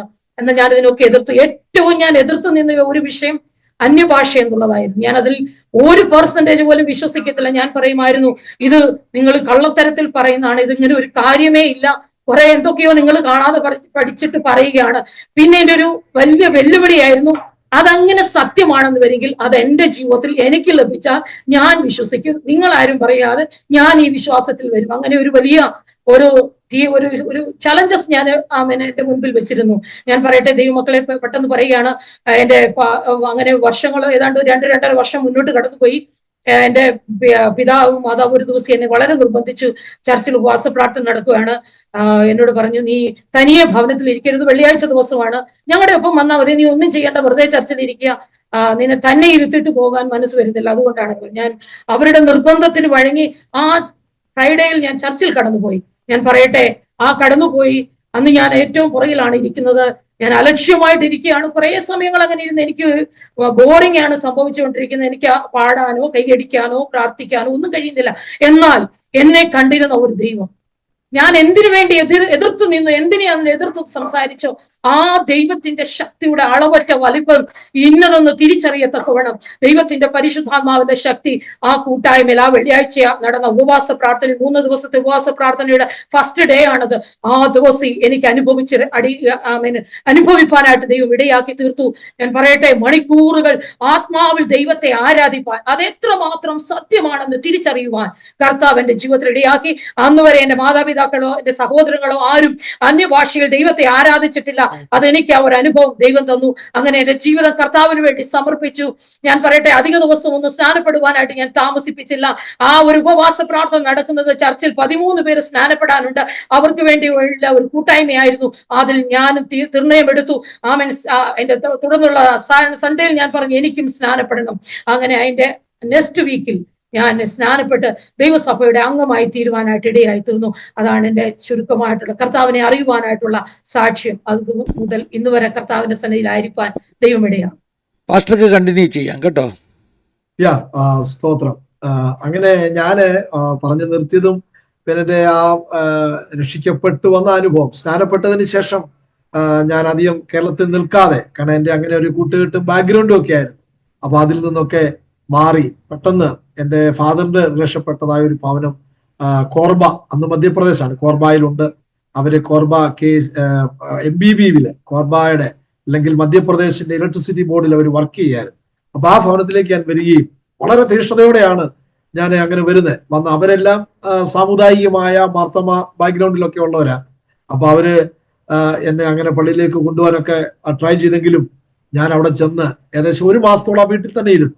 1 മാസം കഴിഞ്ഞ് ഞാൻ IPCയുടെ ഒരു ചർച്ച് കോർബായില് എനിക്ക് ലഭിക്കാനിടയായി. പിന്നെ ഞാൻ ജോലി ചെയ്തുകൊണ്ടിരുന്ന ആ സമയങ്ങളെല്ലാം ആ സഭയിലാണ് ആരാധിച്ചുകൊണ്ടിരുന്നത്, പ്രാർത്ഥിച്ചുകൊണ്ടിരുന്നത്. ഞാൻ ഓർക്കുന്നുണ്ട്, വളരെ ഞാൻ പറഞ്ഞില്ല, തീഷ്ണതയോടുകൂടെ ആയിരിക്കുന്ന അനുഭവങ്ങളാണ്. അപ്പം ഞാൻ ജോലി ചെയ്യുന്ന ആ സ്ഥാപനത്തില് NDPCയിലൊക്കെ ഞാൻ വർക്ക് ചെയ്ത ആ സമയത്ത്, നാഷണൽ ടെർമിനൽ പവർ കോർപ്പറേഷന്റെ NDPC പ്ലാന്റില് അന്ന് എനിക്ക് ലേബറായിട്ട് ജോലി ചെയ്തു. അന്ന് ഏറ്റവും പ്രായം കുറഞ്ഞ വ്യക്തിയായിട്ട് ഞാൻ അവിടെ ജോലി ചെയ്തേ. സ്റ്റാർട്ടിങ്ങിൽ ആ ലേബറായിട്ടൊക്കെ കയറി അങ്ങനെ വർക്ക് ചെയ്തുകൊണ്ടിരിക്കുമ്പോൾ ഓട്ടം കിട്ടുമ്പോൾ, ആ ഓട്ടം കിട്ടുന്ന ദിവസമായിരിക്കും അന്ന് കോട്ടേജ് മീറ്റിംഗ് വെക്കുന്നത് അവിടെ ചർച്ചിന്റെ ഇതില്. അപ്പൊ ഞാന് ആ ഓട്ടത്തിന് പോകാതെ ഞാൻ ആ കോട്ടേജ് മീറ്റിങ്ങിന് പോവുകയും അങ്ങനെ വളരെ തീഷ്ണതയോടെ ദൈവവചനം വായിക്കുകയും പഠിക്കുകയും ആരാധിക്കുകയും ഒക്കെ ചെയ്തുകൊണ്ടിരുന്ന ആ സമയത്തിൽ കർത്താവ് എന്നോട് സംസാരിക്കുകയാണ്. കർത്താവിന്റെ വേലയ്ക്ക് വേണ്ടി ഞാൻ നിന്നെ കണ്ടിരിക്കുന്നു എന്നുള്ളത് എൻ്റെ ഉള്ളിൽ എനിക്കതറിയാം. അപ്പൊ ആ സമയത്ത് ഞാൻ വന്ന് ഏകദേശം 1 വർഷത്തോളം ഒക്കെ ആകുന്ന ആ സമയത്ത്, എൻ്റെ ഓർമ്മ ശരിയാണെങ്കിൽ, ഞാൻ എൻ്റെ ഇളയ അനിയനെയും കൂടെ എൻ്റെ അടുത്തേക്ക് ഞാൻ കൊണ്ടുവരികയാണ്. അങ്ങനെയാണ് അവൻ ആദ്യമായിട്ട് കേരളത്തിൽ നിന്ന് എൻ്റെ കൂടെ വരികയാണ്. കേരളം വിട്ട് അവൻ എൻ്റെ കൂടെ വരിക, ജോലിയുള്ള ബന്ധത്തിൽ അവന് കയർന്നു വരിക. അങ്ങനെ ഞാൻ അവിടെ NDPCയിൽ വർക്ക് ചെയ്യുമ്പോൾ എൻ്റെ അനിയനും ബിജു വർഗീസ് എന്നാണ് അവന്റെ പേര്, അവനും എൻ്റെ കൂടെ വന്ന് അവിടെ താമസിക്കുകയാണ്. അങ്ങനെ താമസിച്ച് ഞങ്ങൾ ഒരുമിച്ച് മുമ്പോട്ട് പോകുന്ന സമയത്ത്, അപ്പൊ ആ അനിയൻ വരുന്ന ആ വർഷം തന്നെ ഞാൻ ബൈബിൾ കോളേജിൽ പോകാന് തീരുമാനമൊക്കെ എടുക്കുന്നുണ്ട്. കർത്താവിന്റെ സ്ഥലം സഭാ പാസ്റ്ററോടൊക്കെ പറഞ്ഞ് ഇങ്ങനെ COTRനെ കുറിച്ചൊക്കെ മനസ്സിലാക്കി അങ്ങനെ അവിടേക്ക് പോകാൻ തയ്യാറെടുക്കുമ്പോൾ എൻ്റെ അനിയനും കൂടെ വന്നു. അപ്പൊ ഞാൻ ചിന്തിച്ചെന്ന ഈ വർഷം കൂടെ ഇവിടെ ഞാൻ അങ്ങ് ജോലി ചെയ്യാം എന്ന് ചിന്തിച്ചിരിക്കുമ്പോൾ എൻ്റെ അനിയനെയും കൊണ്ട് ഞാനൊരു ഇന്റർവ്യൂവിന്, അവന് വേണ്ടി ഒരു ഇന്റർവ്യൂവിന് ഒരു കമ്പനിയുടെ ഒരു ബോസിന്റെ അടുത്ത് കൊണ്ടുപോകുമ്പോൾ അന്ന് ഞാനും എൻ്റെ അനിയനും കൂടെ കടന്നു പോകുമ്പോൾ എൻ്റെ കാലിന്റെ ഈ കാലിന്റെ വെള്ളയില് ഒരു കമ്പി കയറുവാനിടയായി. ഞാൻ അറിയാതെ ആ കമ്പി ചവിട്ടി അത് ഏകദേശം ഈ കാലിന്റെ അകത്തോട്ട് ഇത്രയും അങ്ങ് കയറിപ്പോയി. അങ്ങനെ ഞാൻ തന്നെ അതിങ്ങനെ വലിച്ച് ഊരിയെടുത്തപ്പോൾ ഈ ഹോള് പോലെ ബ്ലഡും ഒക്കെ ആയിട്ട് ഇങ്ങനെ വന്ന്, അപ്പൊ അതുകൊണ്ട് എനിക്ക് കമ്പനി പിന്നെ തുറന്ന് ജോലി ചെയ്യാനൊന്നും സാധിക്കാതെ ഏകദേശം 1 മാസത്തോളം ഞാൻ റൂമിൽ ഇരിക്കുകയാണ്, നടക്കാൻ വയ്യാതെ. മരുന്നുകളൊക്കെ ചെയ്തു, പക്ഷേ നീരൊന്നും കുറയുന്നില്ല.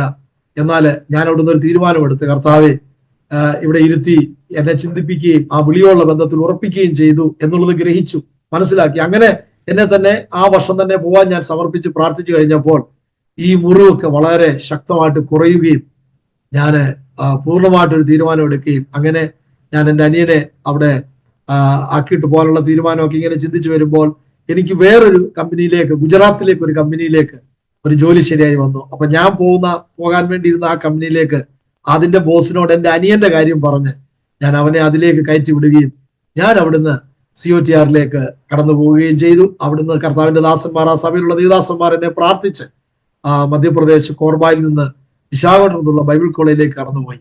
അപ്പൊ ഈ ബൈബിൾ കോളേജിലേക്ക് കടന്നു ചെല്ലുമ്പോൾ എനിക്ക് ഈ പെന്തക്കോസിന്റെ ഒരു പാരമ്പര്യം നമുക്കില്ലാത്തത് കൊണ്ട് എൻ്റെ ഒരു ചിന്ത, നമ്മളവിടെ ചെന്ന് കഴിയുമ്പോൾ നമ്മളെ ബൈബിള് പഠിപ്പിക്കും, വചനം പഠിപ്പിക്കും.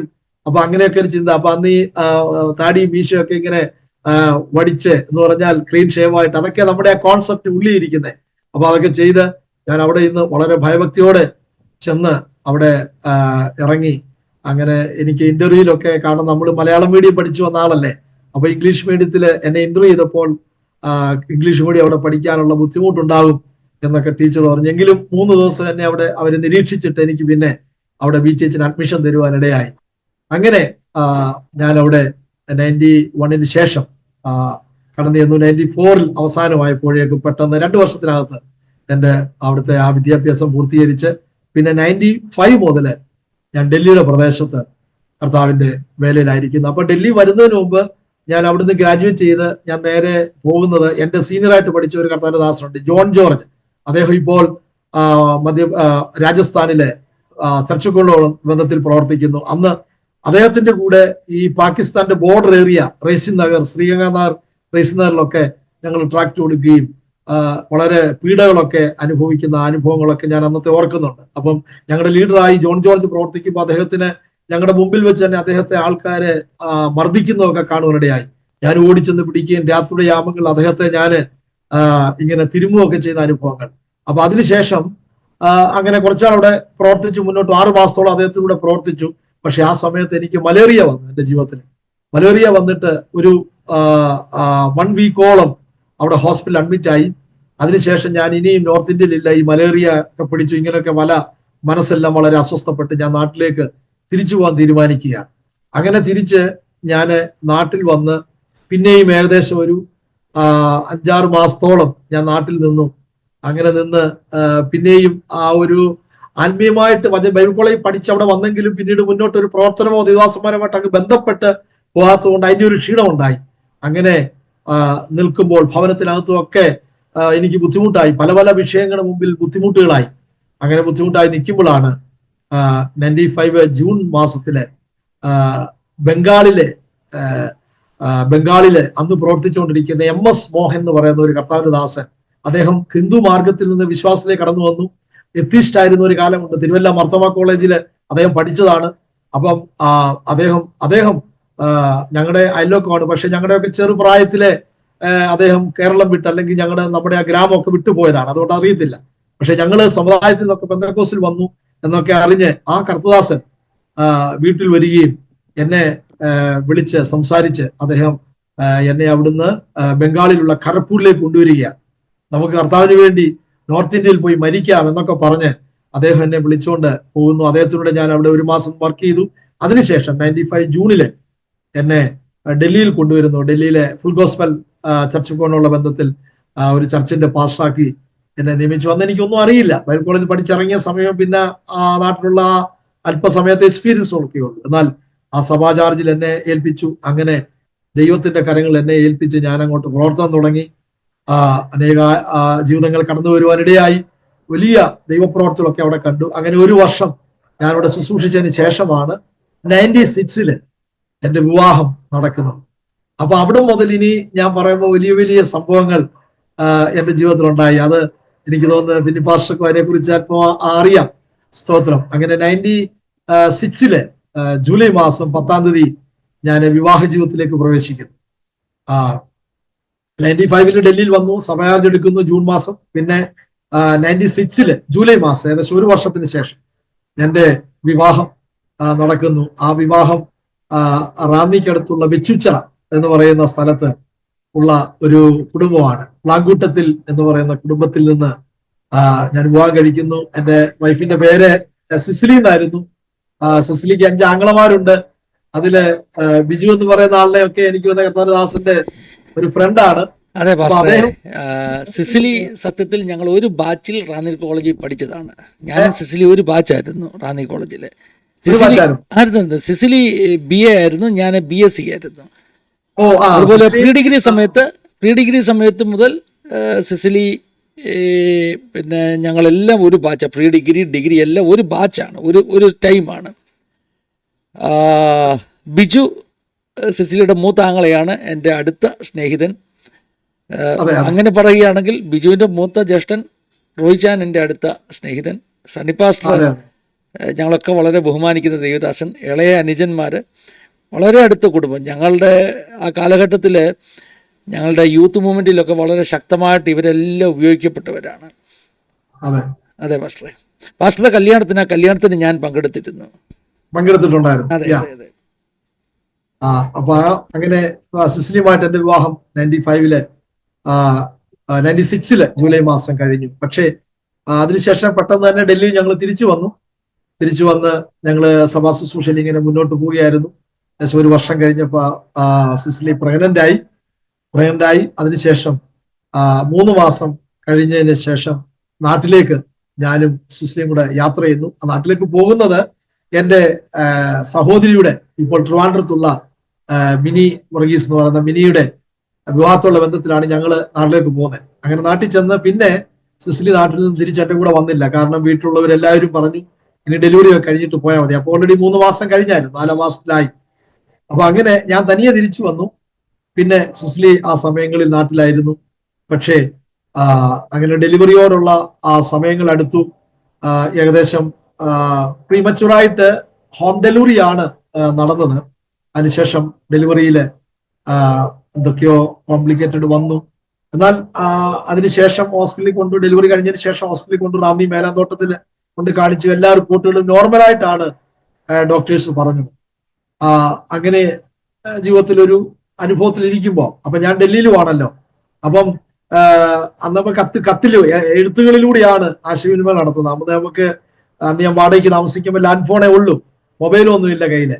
അപ്പം ഫോൺ ഹൗസ് ഓണർ വിളിക്കുമ്പോൾ ഓടിച്ചെല്ലും. അങ്ങനെയൊക്കെയാണ് കമ്മ്യൂണിക്കേഷൻ നടന്നുകൊണ്ടിരുന്നത്. അപ്പം സിസിലി എന്നോട് പറയുമായിരുന്നു എനിക്കൊരു സുഖകരമായ പ്രസവം ഉണ്ടാകണം, അതിനുവേണ്ടി ഉപവസിക്കണം. അപ്പൊ അങ്ങനെ ഞാന് 7 ദിവസം ഇവിടെ ഡെലിവറിക്ക് വേണ്ടി ഉപവസിക്കുകയാണ്. ഉപവാസം പ്രഖ്യാപിച്ചതിന്റെ ആ ദിവസം തന്നെ, അടുത്ത ആഴ്ചയിലാണ് ഉപവാസം ഇരിക്കാൻ ആഗ്രഹിക്കുന്നത്, അതിന് മുമ്പ് തന്നെ ഡെലിവറി നടന്നു.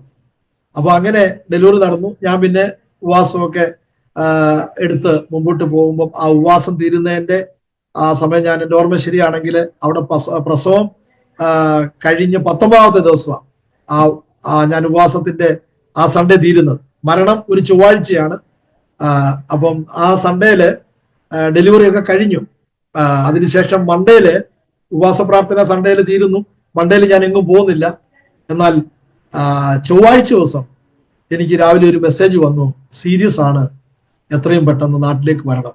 അപ്പൊ ഓൾറെഡി അവള് മരിച്ചു. അവളെ മോർച്ചറിയിൽ വെച്ചിട്ട് എനിക്ക് മെസ്സേജ് തന്നത് സീരിയസ് ആണ്, എത്രയും വേഗം കടന്നു വരണം. അപ്പൊ ഞാൻ വളരെ വിഷമിച്ചു. അപ്പം പെട്ടെന്ന് ഇവിടെയുള്ള സെൻട്രൽ പാഷ വിളിച്ചു പറഞ്ഞു. അദ്ദേഹം നാട്ടിലുള്ള കോണ്ടാക്ട് നമ്പർ ഞാൻ കൊടുത്തു. അദ്ദേഹം വിളിച്ച് സംസാരിച്ചു. അപ്പൊ കാര്യങ്ങളൊക്കെ അദ്ദേഹത്തിന് മനസ്സിലായി. ഞങ്ങള് അദ്ദേഹത്തെ അറിയിച്ചിട്ടില്ല, നിങ്ങൾ അവിടുന്ന് ഡൽഹിയിൽ നിന്ന് കയറ്റി വിടണം എന്ന് പറഞ്ഞു. അപ്പൊ അദ്ദേഹം പെട്ടെന്ന് ഫ്ലൈറ്റിന്റെ ടിക്കറ്റ് ഒക്കെ എടുത്തുകൊണ്ട്, ഞാനന്ന് ശുശ്രൂഷിക്കുന്ന സ്ഥലം മതങ്കീർ എന്ന് പറയുന്ന സ്ഥലമാണ്, ഡൽഹിയിലെ സൗത്ത് ഡൽഹി മതങ്കീർ എന്ന് പറയുന്ന സ്ഥലമാണ്. അപ്പൊ അദ്ദേഹം പെട്ടെന്ന് ടിക്കറ്റ് എടുത്തുകൊണ്ട് എന്റെ ഭവനത്തിലേക്ക് വരുന്നു. അദ്ദേഹം വരുന്നതിന് മുമ്പ് തന്നെ ഞാൻ നോക്കുമ്പോൾ വിശ്വാസികൾ അനേകർ ഭവനത്തിലേക്ക് വരുന്നു. അന്നെന്റെ സഹോദരൻ, മൂന്നാമത്തെ സഹോദരൻ ബിനുവും എൻ്റെ കൂടെ താമസിക്കുന്നുണ്ട്. അവനും ഓഫീസിൽ നിന്ന് പെട്ടെന്ന് വന്നു. അപ്പൊ എല്ലാവരും എന്നോട് പറയുന്നുണ്ട് നാട്ടിൽ പോവുക, കുഴപ്പമൊന്നുമില്ല എന്ന് തന്നെ പറഞ്ഞ് ആശ്വസിപ്പിക്കുക. അതുപോലും അവള് മരിച്ചു മോർച്ചറികളാക്കി വെച്ചിട്ടാണ് ഇതൊക്കെയും വരുന്നത്. അപ്പൊ എന്നെ അറിയിച്ചില്ല. അപ്പൊ അധികാലത്തെ എയർ ഇന്ത്യ ഫ്ലൈറ്റില് ഞാൻ ആദ്യമായിട്ട് അങ്ങനെയാണ് ഫ്ലൈറ്റിൽ പോലും കയറുന്നത്. അധികാലത്തെ എയർ ഇന്ത്യ ഫ്ലൈറ്റിൽ എന്നെ നാട്ടിലേക്ക് ഇവിടുന്ന് ദേവദാസന്മാരെല്ലാം കൂടെ കയറ്റി വിട്ടു. നാട്ടിൽ ഞാൻ തിരുവനന്തപുരത്ത് നിന്ന് ഇറങ്ങി എന്നെ സ്വീകരിക്കാൻ എൻ്റെ പേരപ്പന്റെ മകനും വന്നിട്ടുണ്ട്. അവരും എന്നെ കൂട്ടിക്കൊണ്ട് പോകാൻ വന്നപ്പോൾ ഞാൻ അവരെ കണ്ടപ്പോഴേ പറഞ്ഞു. അപ്പൊ എന്നോട് പറഞ്ഞിരുന്നത് ഇങ്ങനെയാണ്, റാന്നി മേനന്തോട്ട ഹോസ്പിറ്റൽ ICUവിലാണ്. അപ്പൊ ഞാൻ പെട്ടെന്ന് പറഞ്ഞു, എന്നാൽ നമുക്ക് ICUവിലേക്ക് തന്നെ പോയി കാണാം എന്ന് പറഞ്ഞ് ഞാൻ അവരെ നിർബന്ധിക്കുക. അവർ പറഞ്ഞു സാരമില്ല, നമുക്ക് പെരിയെ പോയാൽ മതി. അങ്ങനെ ട്രിവാൻഡ്രത്ത് നിന്ന് ബസ് കയറി, സൂപ്പർ ഫാസ്റ്റ് ബസ് കയറി തിരുവല്ലയിൽ വന്ന് ഇറങ്ങുന്നു. തിരുവല്ലയിൽ വന്ന് ഇറങ്ങിയപ്പോൾ എനിക്ക് മനസ്സിലൊരു വലിയൊരു ഇത്, അപ്പോൾ ഒരു സന്ധ്യാസമയമാകുന്നു. അപ്പൊ ഞാൻ പെട്ടെന്ന് പറഞ്ഞു, ഇവിടുന്ന് നമുക്ക് ഒരു ഓട്ടോയോ ടാക്സിയോ വിളിച്ച് പെട്ടെന്ന് പോകാം എന്ന് പറയുമ്പോൾ അവർ പറഞ്ഞു, ഇവിടുന്ന് നമുക്ക് ബസ്സിന് പോയാൽ മതി. അങ്ങനെ തിരുവല്ലയിൽ നിന്ന് റാന്നിക്കുള്ള പുല്ലാട് വഴിയുള്ള ബസ്സില് എന്നെ കയറ്റി കൊണ്ടുപോവുകയാണ്. അപ്പൊ പുല്ലാട്ട് വന്നപ്പോഴത്തേന് എനിക്ക് ഭയങ്കര ഒരു വണ്ടി ഇവിടെ നിർത്തിയല്ലേ പോകുന്നത്. അപ്പോൾ എനിക്ക് ഭയങ്കര ആശങ്ക, പെട്ടെന്ന് അങ്ങ് വീട്ടിലെത്തണമല്ലോ, ഹോസ്പിറ്റലിൽ ചെന്ന് എത്തണമല്ലോ എന്നുള്ള ആ വലിയ ആകാംക്ഷ ഞാന് തിരുവല്ല എന്ന് വിട്ട വണ്ടി പുല്ലാട് വന്ന് നിർത്തിയപ്പോൾ ഞാൻ അങ്ങ് ചാടി ഇറങ്ങി. പെട്ടെന്ന് ഇറങ്ങിയിട്ട് എൻ്റെ കൂടെ ചെറിയ ബ്രീഫ് കേസുകൾ, എൻ്റെ കൂടെ എൻ്റെ പിതാവിന്റെ ജ്യേഷ്ഠന്റെ മോനും ഉണ്ട്, അദ്ദേഹവും ചാടി ഇറങ്ങി. അപ്പൊ എന്നോട് ചോദിച്ചു എവിടെ പോവാ? ഞാൻ പറഞ്ഞു നമുക്കൊരു ഓട്ടോ വിളിച്ചങ്ങ് പോകാന്ന് പറഞ്ഞു. ഞാൻ ഓട്ടോക്കാരൻ്റെ അടുത്തോട്ട് ചെന്നപ്പോൾ അന്ന് ഓട്ടോക്കാരവിടെ സമരമാണ്, ടാക്സി സമരമാണ്, കാറൊക്കെ സമരമാണ്. അപ്പൊ ഒരു ചെറിയ ഓട്ടോ വന്നു. ഞാൻ അദ്ദേഹത്തോട് പറഞ്ഞു റാന്നി മേനാന്തോട്ടത്തിലേക്ക് ഒന്ന് പെട്ടെന്ന് വിടാമോ, പോണം. അപ്പൊ എൻ്റെ ഈ പേരപ്പന്റെ മോൻ കയറി പറഞ്ഞു വേണ്ട, നമുക്ക് വീട്ടിലോട്ട് പോയാൽ മതി. ഞാൻ പറഞ്ഞില്ല പോട്ടെ, നമുക്ക് ഹോസ്പിറ്റലിലേക്ക് പോവാം. അപ്പൊ ഇദ്ദേഹം പറഞ്ഞില്ല, വീട്ടിൽ കൊണ്ടുവന്നു. അപ്പൊ തിരുവനന്തപുരത്ത് നിന്ന് അവിടെ വരെ വന്നിട്ടും വീട്ടിൽ ബോഡി ആളിനെ ഡിസ്ചാർജ് ചെയ്ത് കൊണ്ടുവന്നു എന്ന് പറഞ്ഞില്ല. അപ്പോഴാ പറയുന്നത് വീട്ടിൽ കൊണ്ടുവന്നു. അപ്പൊ ഞാൻ ഒത്തിരി അങ്ങ് വയലന്റ് ആയിട്ട് പറഞ്ഞു, നിങ്ങൾ എന്തൊരു മനുഷ്യനാണ്, ഇങ്ങനെയൊക്കെയാണോ എന്നൊക്കെ പറഞ്ഞ് വളരെ ഇതായിട്ട് പുലമ്പുകയും ഒക്കെ ചെയ്തുകൊണ്ടിരുന്നു. എന്നാൽ പെട്ടെന്ന് വീട്ടിൽ വന്നു. വീടിനോട് അടുക്കുമ്പോഴാണ് ഞാൻ ഈ പാട്ട് കേൾക്കുകയാണ്. വീടിനോട് അടുക്കുമ്പോൾ ഞാൻ ഈ പാട്ട് കേൾക്കുന്നു. ആശ്വാസമേ എനിക്കേറെ തിങ്ങിയിടുന്നു, വിശ്വാസ കണ്ണാൽ ഞാൻ, ഈ പാട്ട് പാടുക. അപ്പൊ സന്ധ്യാസമയമായി, വീട്ടിൽ ലൈറ്റ് ഉണ്ട്, ആൾക്കാർ കൂടി നിൽക്കുന്നു. അപ്പം ഞാൻ ചോദിച്ചു എന്താ നമ്മുടെ വീട്ടിൽ ഇന്ന് ഇങ്ങനെ പ്രാർത്ഥന? അപ്പൊ അവര് പറഞ്ഞു പ്രാർത്ഥനയാ. പെട്ടെന്ന് ഈ ബാബുച്ചാൻ എന്ന് പറയുന്ന അച്ഛൻ മാറ്റി നിർത്തി എന്നോട് പറയുകയാണ്, ബഹളമൊന്നും ഉണ്ടാക്കല്ലേ, സിസിലി ഈ ലോകത്ത് നിന്ന് പോയി എന്ന് പറയാ. അപ്പൊ ഇങ്ങനെ പറയുമ്പോൾ എന്റെ അവസ്ഥ ഒന്ന് ഓർത്ത് നോക്കി. അപ്പൊ ഞാൻ പറഞ്ഞില്ല, മരിച്ചിട്ടില്ല, ജീവിച്ചിരിക്കുന്നു. അപ്പോഴത്തേനും വീട്ടിൽ നിന്ന് എല്ലാവരും വന്നു. തടിയൂർ IPCയിലെ പാസ്റ്റർ, അമ്മ എല്ലാവരും അവിടെ ഉണ്ട്. അവരെല്ലാം വന്ന് എന്നെ എടുത്ത് ഭവനത്തിനകത്തേക്ക് കൊണ്ടുപോയി. അപ്പൊ ഞാൻ അവരോട് ചോദിച്ചു ലാസറിനെ ഉയർപ്പിച്ചിട്ടില്ലേ? അപ്പൊ അവരെല്ലാവരും എന്നോട് ചോദിച്ചു നോർമലിലാണോ സംസാരിക്കുന്നത്?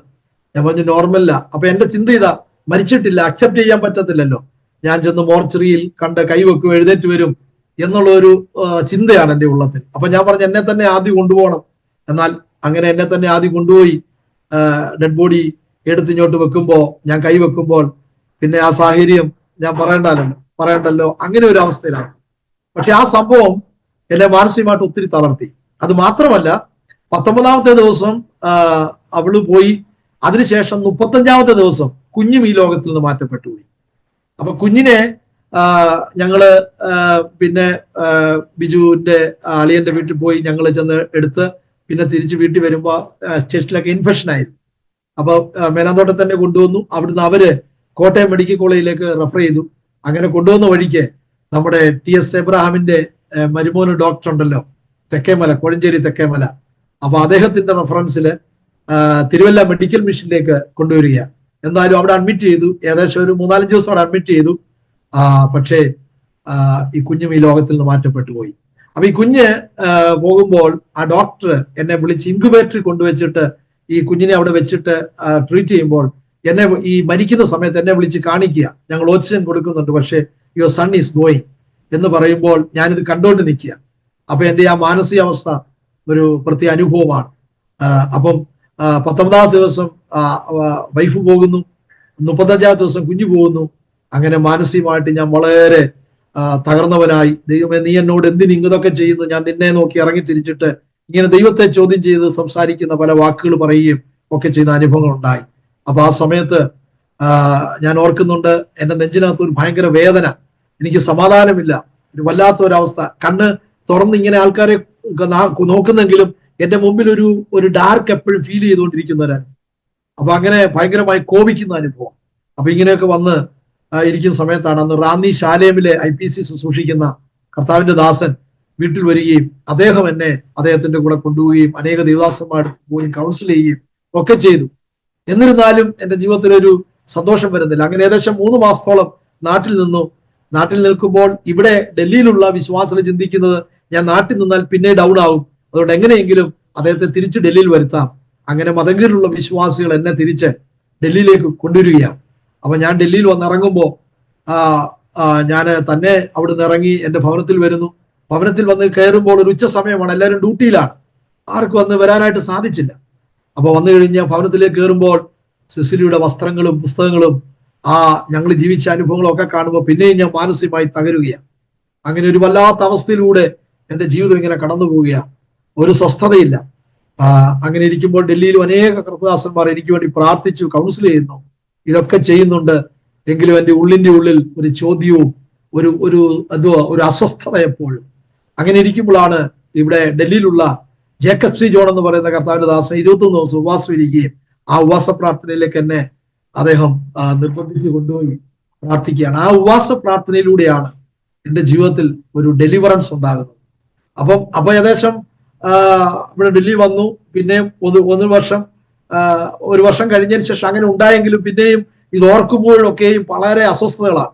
അങ്ങനെ ഇന്നവ ഇങ്ങനെ പറയാം, ഏകദേശം 3 വർഷത്തോളം ഞാൻ വളരെ മാനസിക അസ്വസ്ഥയുള്ളവനായിട്ട് ഇങ്ങനെ കഴിഞ്ഞുകൂടിയാണ്. ദേവദാസന്മാരെ കൗൺസിൽ വരുന്നുണ്ട്, പ്രാർത്ഥിക്കുന്നുണ്ടെങ്കിലും ഈ മാനസിക അസ്വസ്ഥയിൽ കൂടി ഇങ്ങനെ കടന്നു പോവുകയാണ്. എന്നാൽ ഈ ജേക്കബ് സി ജോണിന്റെ അടുത്തുള്ള പ്രാർത്ഥനയിൽ എനിക്കൊരു വിടുതൽ ലഭിക്കുകയാണ്. അതിനുശേഷം പിന്നെയും ചിന്തകളിലൂടെയൊക്കെ മാനസിക അസ്വസ്ഥതയിലേക്ക് പോകും. അങ്ങനെ പോയി എൻ്റെ ജീവിതത്തിൽ പിന്നെ സംഭവിച്ചത് ഡിസംബർ മാസം ആയപ്പോഴേക്കും എൻ്റെ ബ്ലഡിനകത്ത് ഒരു വൈറസ് ശക്തമായി പ്രവർത്തിക്കുകയാണ്. അത് ജോണ്ടീസ് വന്നിട്ട് അപ്പൊ തന്നെ ആ ശക്തമായൊരു മഞ്ഞപ്പിത്തം പിടിച്ച് എൻ്റെ ബ്ലഡിനകത്തെല്ലാം ജോണ്ടീസിന്റെ ബില്ലുറൂമിൻ ശക്തമായിട്ട് ഹെപ്പറ്റൈറ്റിക് B ആയിട്ട് എൻ്റെ ലിവറെല്ലാം വല്ലാണ്ട് ഒരു അവസ്ഥയിലായി. ഇവിടെ ഡൽഹിയിലെ മജീദിയ ഹോസ്പിറ്റലിൽ എന്നെ അഡ്മിറ്റ് ചെയ്തിട്ടിരിക്കുകയാണ്. 24 ദിവസം എന്നെ അവിടെ അഡ്മിറ്റ് ആക്കിയിട്ടിരിക്കുന്നു. മെഡിക്കൽ സയൻസ് പറയുന്നു എനിക്ക് സൗഖ്യം കിട്ടത്തില്ല. സിസിലിയുടെ മരണശേഷമാണോ? സിസിലിയുടെ മരണശേഷം. എത്ര സമയം കഴിഞ്ഞിട്ട്? അത് സിസിലിയുടെ മരണശേഷം കഴിഞ്ഞ് 97-ൽ മരിക്കുന്നത്. നോർമൽ ശരിയാണെങ്കിൽ ഓഗസ്റ്റില്. അതിനുശേഷം ഡിസംബറിലാണ് എനിക്ക് ഈ അസ്വസ്ഥത വരുന്നത്. 2-3 മാസങ്ങൾക്കകം 2-3 മാസങ്ങൾക്കകം ഈ അസ്വസ്ഥയും വന്നു. അതിനു മുമ്പ് ഈ അതിനുശേഷമാണ് പിന്നെ ഉപവാസ പ്രാർത്ഥനയിലും എനിക്ക് ആ വിടുതൽ ശക്തമായിട്ട് വരുന്നത്. അപ്പം ആ ഹെപ്പറ്റൈറ്റിക് B ശക്തമായി, ലിവറൊക്കെ വല്ലാണ്ടായി. എന്നെ 24 ദിവസം അഡ്മിറ്റായി. അങ്ങനെ ഒരു വാർഡിൽ എന്നെ ഇട്ടിരിക്കുമ്പോൾ ഡോക്ടേഴ്സ്, എനിക്കറിയാം പലരും വന്ന ഈ റിപ്പോർട്ടുകൾ പറയുന്നുണ്ട്, അങ്ങനെയുള്ള ഒരു വാർഡിൽ എന്നെ ആക്കിയിരിക്കുന്നു, ആർക്കും അവിടെ വരാൻ പറ്റത്തില്ല, മാസ്ക് വെച്ചോണ്ടേ ആ വാർഡിൽ ആൾക്കാർ വരത്തുള്ളൂ. കൊറോണ വന്നപ്പം പല്ലും മാസ്ക് വെച്ചു, ഗ്ലൗസും ഒക്കെ വെച്ച് നമ്മൾ തടുക്കത്തുള്ളല്ലോ. എന്നാൽ അന്ന് എൻ്റെ അടുത്ത് ഞാൻ ഓർക്കുന്നുണ്ട്, ഗ്ലൗസ് വെച്ച് മാസ്ക് വെച്ച് ആൾക്കാർ വരികയുള്ളൂ. അങ്ങനെ 24 ദിവസം ഞാൻ അവിടെ അഡ്മിറ്റ് ആയിട്ട് കിടക്കുമ്പോൾ മെഡിക്കൽ സയൻസ് അല്ലെ ഡോക്ടേഴ്സ് ഒക്കെ നോ ഹോപ്പ് പറഞ്ഞ് നിൽക്കുമ്പോൾ ഒരു ദിവസം രാത്രിയിൽ എൻ്റെ ഉള്ളിലേക്ക് ഒരു ശബ്ദം, അതായത് അവന്റെ അടിപ്പിണലുകളാൽ സൗഖ്യം വന്നിരിക്കുന്നു. സ്തോത്രം. യെശയ്യാവിന്റെ പുസ്തകം 53-ന്റെ 5-ാമത്തെ വാക്യം, through his stripe we are healed. അവന്റെ അടിപ്പിണലുകളാൽ സൗഖ്യം വന്നിരിക്കുന്നു. അപ്പൊ അത് എൻ്റെ ഉള്ളിലേക്ക് വന്നു. ഞാൻ അങ്ങനെ ആ വാക്യത്തിൽ വിശ്വസിച്ച് പ്രാർത്ഥിച്ച് കിടന്നു. നെക്സ്റ്റ് ഡേയില് എൻ്റെ ബ്ലഡ് എടുത്തുകൊണ്ട് പോയി അവർ ചെക്ക് ചെയ്യുമ്പോൾ റിപ്പോർട്ട് വരുമ്പോൾ അവർ പറയുക, ഞാൻ ഹിന്ദിയിൽ പറയാം, ജോ പോസിറ്റീവ് ദ ഓ നെഗറ്റീവ് ഓ ഗയാ ഹൈ. നിന്റെ ബ്ലഡിനകത്ത് പോസിറ്റീവായിട്ടിരുന്നത് അത് നെഗറ്റീവായി എന്നവർ പറയുക. അങ്ങനെ ഒരു ഭയങ്കര മിറക്കിൾ എൻ്റെ ജീവിതത്തിൽ കർത്താവ് ചെയ്തു. സ്തോത്രം. ആ മരണഭയമൊക്കെ എന്നെ പിടിച്ചു, അല്ലാത്ത അസ്വസ്ഥതകൾ എന്നെ ബാധിച്ചു. എന്നാൽ ആ ഡോക്ടേഴ്സ് പറയാ, ഇപ്പോൾ അവരുടെ മെഷീനിൽ അവർക്ക് മനസ്സിലാകുന്നു. നേരത്തെ എല്ലാം ഭയങ്കര ഹൈ ആയിട്ട് ഈ വിഷയം ഹൈലൈറ്റ് ചെയ്ത് പറയുന്നതും മറ്റുള്ളവർ സംസാരിക്കുന്നതൊക്കെ കേട്ടിട്ടുണ്ട്. അപ്പൊ ഇവിടെ എന്നെ ദൈവം വിടുവിച്ചു. അവന്റെ അടിപ്പിണലുകളാൽ സൗഖ്യം വന്നു എന്നുള്ള എൻ്റെ ജീവിതത്തിൽ ശക്തമായി മനസ്സിലാക്കി. അതിനുശേഷം ഡിസ്ചാർജ് ചെയ്തു, ഭവനത്തിൽ വന്നു. അനേക കർത്തദാസന്മാർ എനിക്ക് വേണ്ടി വിവാഹം ആലോചിച്ചു. അപ്പോൾ ഞാനിങ്ങനെ പ്രാർത്ഥിക്കുമായിരുന്നു, ഇനി അങ്ങനെ ഒരു വിവാഹം ഉണ്ടെങ്കിൽ കർത്താവേ, സ്തോത്രം, ഞാൻ ആ പെൺകുട്ടിയെ കാണുന്നതിന് മുമ്പ് ആ പെൺകുട്ടിക്ക് എന്നെ ഒന്ന് നീ കാണിച്ചു കൊടുക്കും. അങ്ങനെ പ്രാർത്ഥിക്കുമായിരുന്നു. രണ്ടാമത് സെക്കൻഡ് ഒരു മാരേജിലേക്ക് ഞാൻ പ്രവേശിക്കുവാൻ അനേക ദേവദാസന്മാർ കൗൺസിൽ ചെയ്യുന്നു, പ്രാർത്ഥിക്കുന്നു. എനിക്ക് ഒത്തിരി പ്രപ്പോസൽ വരുന്നു. ഈവൻ എനിക്ക് അമേരിക്കയിൽ നിന്നൊക്കെ പ്രപ്പോസൽ വന്നതാണ്. അമേരിക്കയിൽ നിന്ന് പ്രപ്പോസൽ വന്നു, സൗദി അറേബ്യയിൽ നിന്ന് വന്നു, ചെന്നൈയിൽ നിന്ന് വന്നു, പലയിടത്തു നിന്നും എന്റെ സാക്ഷ്യം കേട്ടിട്ട് പല പ്രപ്പോസൽ എനിക്ക് ഇങ്ങനെ വന്നുകൊണ്ടേയിരുന്നു. പക്ഷെ ഞാൻ അതിനൊന്നും തീരുമാനമെടുത്തില്ല. അങ്ങനെ ദൈവസന്നിധിയിൽ പ്രാർത്ഥിച്ചുകൊണ്ടിരുന്നു. അങ്ങനെ എന്നെ കണ്ട് മുന്നോട്ട് വരുന്ന ഒരു പെൺകുട്ടി, എന്റെ സാക്ഷ്യങ്ങൾ കേട്ട് കണ്ട് മുമ്പോട്ട് വരുന്ന ഒരു പെൺകുട്ടിയെ മതി എന്നുള്ള ഒരു തീരുമാനമായിരുന്നു. പിന്നെ ബൈബിൾ കോളേജിൽ പഠിച്ചതായിരിക്കണം, കർത്താവിന്റെ വേലയ്ക്ക് വേണ്ടി കംപ്ലീറ്റ് സമർപ്പണമുള്ളവളായിരിക്കണം. ഇങ്ങനെയൊക്കെ പല കാര്യങ്ങൾ പ്രാർത്ഥിച്ചു. പക്ഷെ അതുപോലെ എൻ്റെ ജീവിതത്തിൽ ദൈവം ചെയ്യുവാനിടയായി. ഞാന് ലൗസിയെ കാണുന്നതിന് മുമ്പ് തന്നെ ലൗസിക്ക് ദൈവം എന്നെ കുറിച്ചൊരു വെളിപ്പാട് കൊടുത്തു. ആ അനുഭവം ലൗസി ഒരു മിനിറ്റ് വേണമെങ്കിൽ ഒന്ന് പറഞ്ഞാട്ടെ ഈ സമയത്ത്. സ്തോത്രം. സിസ്റ്റർക്ക് പറയാം കേട്ടോ, നിങ്ങൾക്ക് സമയങ്ങൾ നിങ്ങൾക്ക് രണ്ടുപേർക്കും കൂടെ ഉപയോഗിക്കാം. പറഞ്ഞാട്ടാ. അങ്ങനെ 2000-ലാണ് പിന്നെ എന്റെ വിവാഹം നടക്കുന്നത്. 2000 ജൂലൈ മാസം 10-ാം തീയതി വിവാഹം നടക്കുക. അപ്പൊ അങ്ങനെ പ്രാർത്ഥിച്ചു. അതുപോലെ എന്നെ കണ്ടതായ കാര്യം, ദർശനത്തിൽ കണ്ടതും അതൊന്ന് ലൗസി സംസാരിക്കും. സിസ്റ്റർക്ക് പറയാം കേട്ടോ. ഓക്കെ, ഞാൻ എന്റെ സാക്ഷ്യം പറഞ്ഞല്ലോ. ഞാൻ അങ്ങനെ കർത്താവിനെ രക്ഷിതാവായി സ്വീകരിച്ചു. പിന്നെ എന്റെ വലിയ ഡിസിഷൻ ആയിരുന്നു കർത്താവിന്റെ വേല. പിന്നെ എനിക്ക് മുന്നോട്ട് വേറെ അങ്ങനെയുള്ള വേറെ ഒരു ചിന്തയുമില്ല. ഞാൻ പറഞ്ഞല്ലോ, ഞങ്ങൾ 3 സഹോദരിമാരായിരുന്നുകൊണ്ട് എന്റെ മാതാപിതാക്കളുടെ ചിന്ത, ഞങ്ങൾ 3 പേരും ജോലി ചെയ്ത് സ്വന്തം കാലിൽ നിന്ന് അവരവരുടെ കാര്യം ചെയ്യണമെന്നുള്ള ഒരു ചിന്ത ഉണ്ടായിരുന്നുകൊണ്ട് അവർ ആ ലെവലിലാണ് പഠിപ്പിച്ചു കാര്യങ്ങൾ മുന്നോട്ട് കൊണ്ടുപോയതെങ്കിലും എനിക്ക് എന്റെ ജീവിതത്തിൽ ഞാനൊരു ഡിസിഷൻ എടുത്തു, ഞാൻ മുൻപോട്ട് പോകുന്നെങ്കിൽ അത് കർത്താവിന്റെ വേലയിലായിരിക്കും. അങ്ങനെ ദൈവഹിതത്തിന് വേണ്ടി ഞാൻ എന്നെ സമർപ്പിച്ചു. തുടർന്ന് 3 വർഷക്കാലം GFIയിൽ എനിക്ക് ദൈവവചനം അഭ്യസിക്കുവാൻ കർത്താവ് എനിക്ക് കൃപ തന്നു. അങ്ങനെ ദൈവവചനമൊക്കെ അഭ്യസിക്കാനൊക്കെ പോകുമ്പോൾ ഒത്തിരി പ്രതികൂലം ഉണ്ടായിരുന്നു. ഈവൻ എന്റെ ചർച്ചിലെ പാസ്റ്റേഴ്സ് പോലും എന്നെ ഡിസ്കറേജ് ചെയ്തു. ഒരു പെൺകുട്ടി പോയി ബൈബിൾ കോളേജിൽ പഠിച്ചിട്ട് ഇനി എന്നാ ചെയ്യാനാണെന്നുള്ള ഒത്തിരി ക്വസ്റ്റ്യൻസ് ഉണ്ടായിരുന്നു. അങ്ങനെ ഒത്തിരി ഭാരം കടന്നു വന്നെങ്കിലും ഞാൻ എടുത്ത നിർണയത്തിൽ ഞാൻ ഉറപ്പോടെ മുന്നോട്ട് പോയി. ദൈവവചനം പഠിച്ചതിന് ശേഷം ഞാൻ കർത്താവിനോട് പറഞ്ഞു, അതേ കർത്താവേ, ഞാൻ വചനം പഠിച്ചിട്ട് പോയി വീട്ടിൽ വെറുതെ ഇരിക്കാൻ ഒരു ദിവസം പോലും ഇടയാക്കല്ലെന്ന് പറഞ്ഞു. അതിനെ തുടർന്ന് ഗ്രാജുവേഷന് ശേഷം തന്നെ ഞാൻ GFIയുടെ ഓഫീസിൽ ഏകദേശം 4 വർഷക്കാലം ഓഫീസിൽ വർക്ക് ചെയ്യുവാനായിട്ട് ദൈവം എന്നെ ഇടയാക്കി തീർത്തു. ഞാൻ വിവാഹത്തോടെ ശേഷം ബന്ധത്തിലാണ് റിസൈൻ ചെയ്യുന്നത്. അങ്ങനെ ചെയ്തുകൊണ്ടിരിക്കുമ്പോൾ ഞാൻ ബൈബിൾ കോളേജിൽ പഠിക്കുമ്പോഴേ എൻ്റെ ഒരു ആഗ്രഹം ഉണ്ടായിരുന്നു, നോർത്ത് ഇന്ത്യയിൽ മിനിസ്ട്രി ചെയ്യണം. അതിനുവേണ്ടിയാണ് ഞാൻ ആഗ്രഹിച്ച് പ്രാർത്ഥിച്ചുകൊണ്ടേയിരുന്നത്. അങ്ങനെ പ്രാർത്ഥിച്ചുകൊണ്ടേയിരുന്നു. അപ്പോൾ തന്നെ ഞാൻ പ്രാർത്ഥിക്കുന്ന വേറൊരു വിഷയം ഉണ്ടായിരുന്നു. കർത്താവെ, ഞാൻ ഒരു വിവാഹം ചെയ്യണമെങ്കിൽ ദൈവം എന്നോട് പറയാതെ ഞാൻ വിവാഹം കഴിക്കത്തില്ല. അതിന്റെ ഒരു കണ്ടീഷൻ ആയിരുന്നു ദൈവവുമായിട്ടുള്ളത്. ഞാൻ അങ്ങനെ ദൈവത്തോട് സംസാരിക്കും, നീ എന്നോട് എന്ത് പറഞ്ഞാലും ഞാനത് ചെയ്യും. അത് ആ ആൾ എങ്ങനെയുള്ള വ്യക്തിയാണെങ്കിലും, കണ്ടില്ലെങ്കിലോ കൈയില്ലെങ്കിലോ കാലില്ലെങ്കിലോ എനിക്ക് പ്രശ്നമില്ല. പക്ഷെ ദൈവം എന്നോട് പറയണം. അതെന്റെ ഞാനും ദൈവമായിട്ടുള്ള ഒരു വിഷയമായിരുന്നു. അങ്ങനെ ഞാൻ പ്രാർത്ഥിച്ച് ദൈവസന്നിധിയിൽ ആ വിഷയത്തിന് വേണ്ടി ഉപവസിക്കുമായിരുന്നു. അങ്ങനെ ഞാൻ പറയട്ടെ, എന്നെ കേൾക്കുന്ന യൗവനക്കാരായുള്ള പ്രിയപ്പെട്ടവരോട് എനിക്ക് ഇതിൽ ഒരു എൻകറേജ് പോലെ പറയാനായിട്ട് കഴിയുന്നത്, നമ്മോട് സംസാരിക്കുന്ന ഒരു ദൈവം, നമ്മുടെ ഹൃദയത്തിന്റെ ആഗ്രഹങ്ങളെ നിവർത്തിക്കുന്ന ഒരു ദൈവം, ആ ദൈവത്തെയാണ് നാം തിരിച്ചറിഞ്ഞിരിക്കുന്നത്, സ്നേഹിക്കുന്നതെന്ന് എനിക്ക് പറയുവാനായിട്ട് കഴിയും. അങ്ങനെ ഞാൻ ഇങ്ങനെ പ്രാർത്ഥിച്ചുകൊണ്ടിരിക്കുമ്പോൾ എന്റെ ജീവിതത്തിൽ ആദ്യമായിട്ട് ഒരു വ്യക്തിയുടെ മുന്നിൽ പോയി വിവാഹത്തോടുള്ള പ്രപ്പോസലോടുള്ള ബന്ധത്തിൽ നിൽക്കുകയാണ്. അപ്പൊ അതെന്ന് പറയുമ്പോൾ ഞാൻ വർക്ക് ചെയ്യുന്ന ഓഫീസിന്റെ അവിടെയാണ് ആ ആൾ കടന്നു വരാൻ പോകുന്നത്. അപ്പൊ ഞാൻ ദൈവത്തോട് ഇങ്ങനെ ചോദിച്ചു, കർത്താവെ, ഞാൻ തന്നെ ഉള്ളൂ ഫേസ് ചെയ്യണം. അങ്ങനെ പ്രാർത്ഥിച്ച് എവറി നൈറ്റിൽ ഞാൻ ഒരു മണിക്ക് എഴുന്നേറ്റ് പ്രാർത്ഥിക്കുമായിരുന്നു. എന്റെ വിവാഹത്തിന് വേണ്ടിയല്ല ഞാൻ പ്രാർത്ഥിക്കുന്നത്, ദൈവം എനിക്ക് അങ്ങനെ ഒരു ബേർഡൻ തന്നിട്ടുണ്ടായിരുന്നു. ഞാൻ ആ സമയങ്ങളിലൊന്നും നൈറ്റിൽ 1 മണിക്ക് എഴുന്നേറ്റ് പ്രാർത്ഥിച്ച് അനേക വിഷയങ്ങൾക്ക് വേണ്ടി ഞാൻ പ്രാർത്ഥിക്കുമായിരുന്നു. അന്ന് രാത്രിയിൽ ഞാൻ 1 മണിക്ക് എഴുന്നേൽക്കുമ്പോൾ വളരെ ശക്തമായിട്ടൊരു ദർശനം കണ്ടുകൊണ്ടാണ് ഞാൻ എഴുന്നേറ്റ് വരുന്നത്. ആ ദർശനത്തില് അതിന്റെ പിറ്റേ ദിവസം ഞാൻ ആരെയാണ് എന്നെ കാണാൻ വരാൻ പോകുന്നത് ആ വ്യക്തിയെ കാണിച്ചു, ആളുടെ പേര് കാണിച്ചു. ടെലിവിഷനിൽ എങ്ങനെ ആ കാര്യങ്ങൾ കാണുന്നു അതുപോലെ ഞാൻ എല്ലാം കണ്ടുകൊണ്ടേ ഇരിക്കുകയാണ്. ആ വ്യക്തിയെ കാണിച്ചു, ആളുടെ പേര് കാണിച്ചു. രണ്ടാമതൊരു വ്യക്തിയെ കൂടി ദൈവം കാണിച്ചു, ആൾ എവിടെ മിനിസ്റ്റർ ചെയ്യുന്നു, പേരെല്ലാം ഇങ്ങനെ വെളിപ്പെടുത്തി കാര്യങ്ങൾ തന്നു. മൂന്നാമത്തെ വ്യക്തിയാണ് ഇപ്പൊ എന്റെ അടുത്തിരിക്കുന്ന കർത്താവിന്റെ ദാസൻ സാജൻ റീസ്. ആ വ്യക്തിയുടെ പേരും കാര്യങ്ങളും വെളിപ്പെടുത്തി തന്നു. എന്നിട്ട് ദൈവം എന്നോട് പറയുകയാണ്, ആ ദർശനത്തിൽ ഞാൻ കേൾക്കുകയാണ്, ഇതാണ് നിനക്ക് വേണ്ടിയുള്ള വ്യക്തി. ഞാൻ പറയട്ടെ ദൈവമക്കളെ, അങ്ങനെ ആ ദർശനം ഞാൻ കണ്ടു. ദൈവസന്നിധിയിൽ ഞാൻ ചാടി എഴുന്നേറ്റു. എന്റെ 1 മണിയിലെ പ്രയറാണ്. ഞാൻ ദൈവസന്നിധിയിൽ വീട് സമർപ്പിച്ച് പ്രാർത്ഥിച്ച്. എനിക്കിതൊന്നും മനസ്സിലാക്കുവാനായിട്ട് കഴിയുന്നില്ല. ഞാൻ ഈവൻ പ്രാർത്ഥിക്കുന്നുണ്ടെങ്കിൽ പോലും ഇതിങ്ങനെ ദൈവം ഇടപെടുമെന്നൊന്നും എനിക്ക് വിശ്വസിക്കാനായിട്ട് കഴിയാത്തവണ്ണമുള്ള ഒരു വിഷയമാണ്. അങ്ങനെ അതിന്റെ പിറ്റേ ദിവസം രാവിലെ ഞാൻ ഓഫീസിൽ പോകുന്നു. വീട്ടിൽ മാതാപിതാക്കളോട് പറഞ്ഞു ഇങ്ങനെ ഉള്ള സംഭവമുണ്ട്. ഇങ്ങനെ അവർക്കും അറിയാം ഈ വ്യക്തി കാണാനായിട്ട് വരുന്നുണ്ടെന്നറിയാം. അങ്ങനെ ഞാൻ ഓഫീസിൽ ചെന്ന് കാണുമ്പോൾ ഞാൻ ആ ദർശനത്തിൽ കണ്ട അതേ വ്യക്തി പേര് ചോദിക്കുമ്പോൾ അതേ പേര്. അപ്പൊ ദൈവം എന്നോട് പറഞ്ഞിട്ടുണ്ട് ഇതല്ല.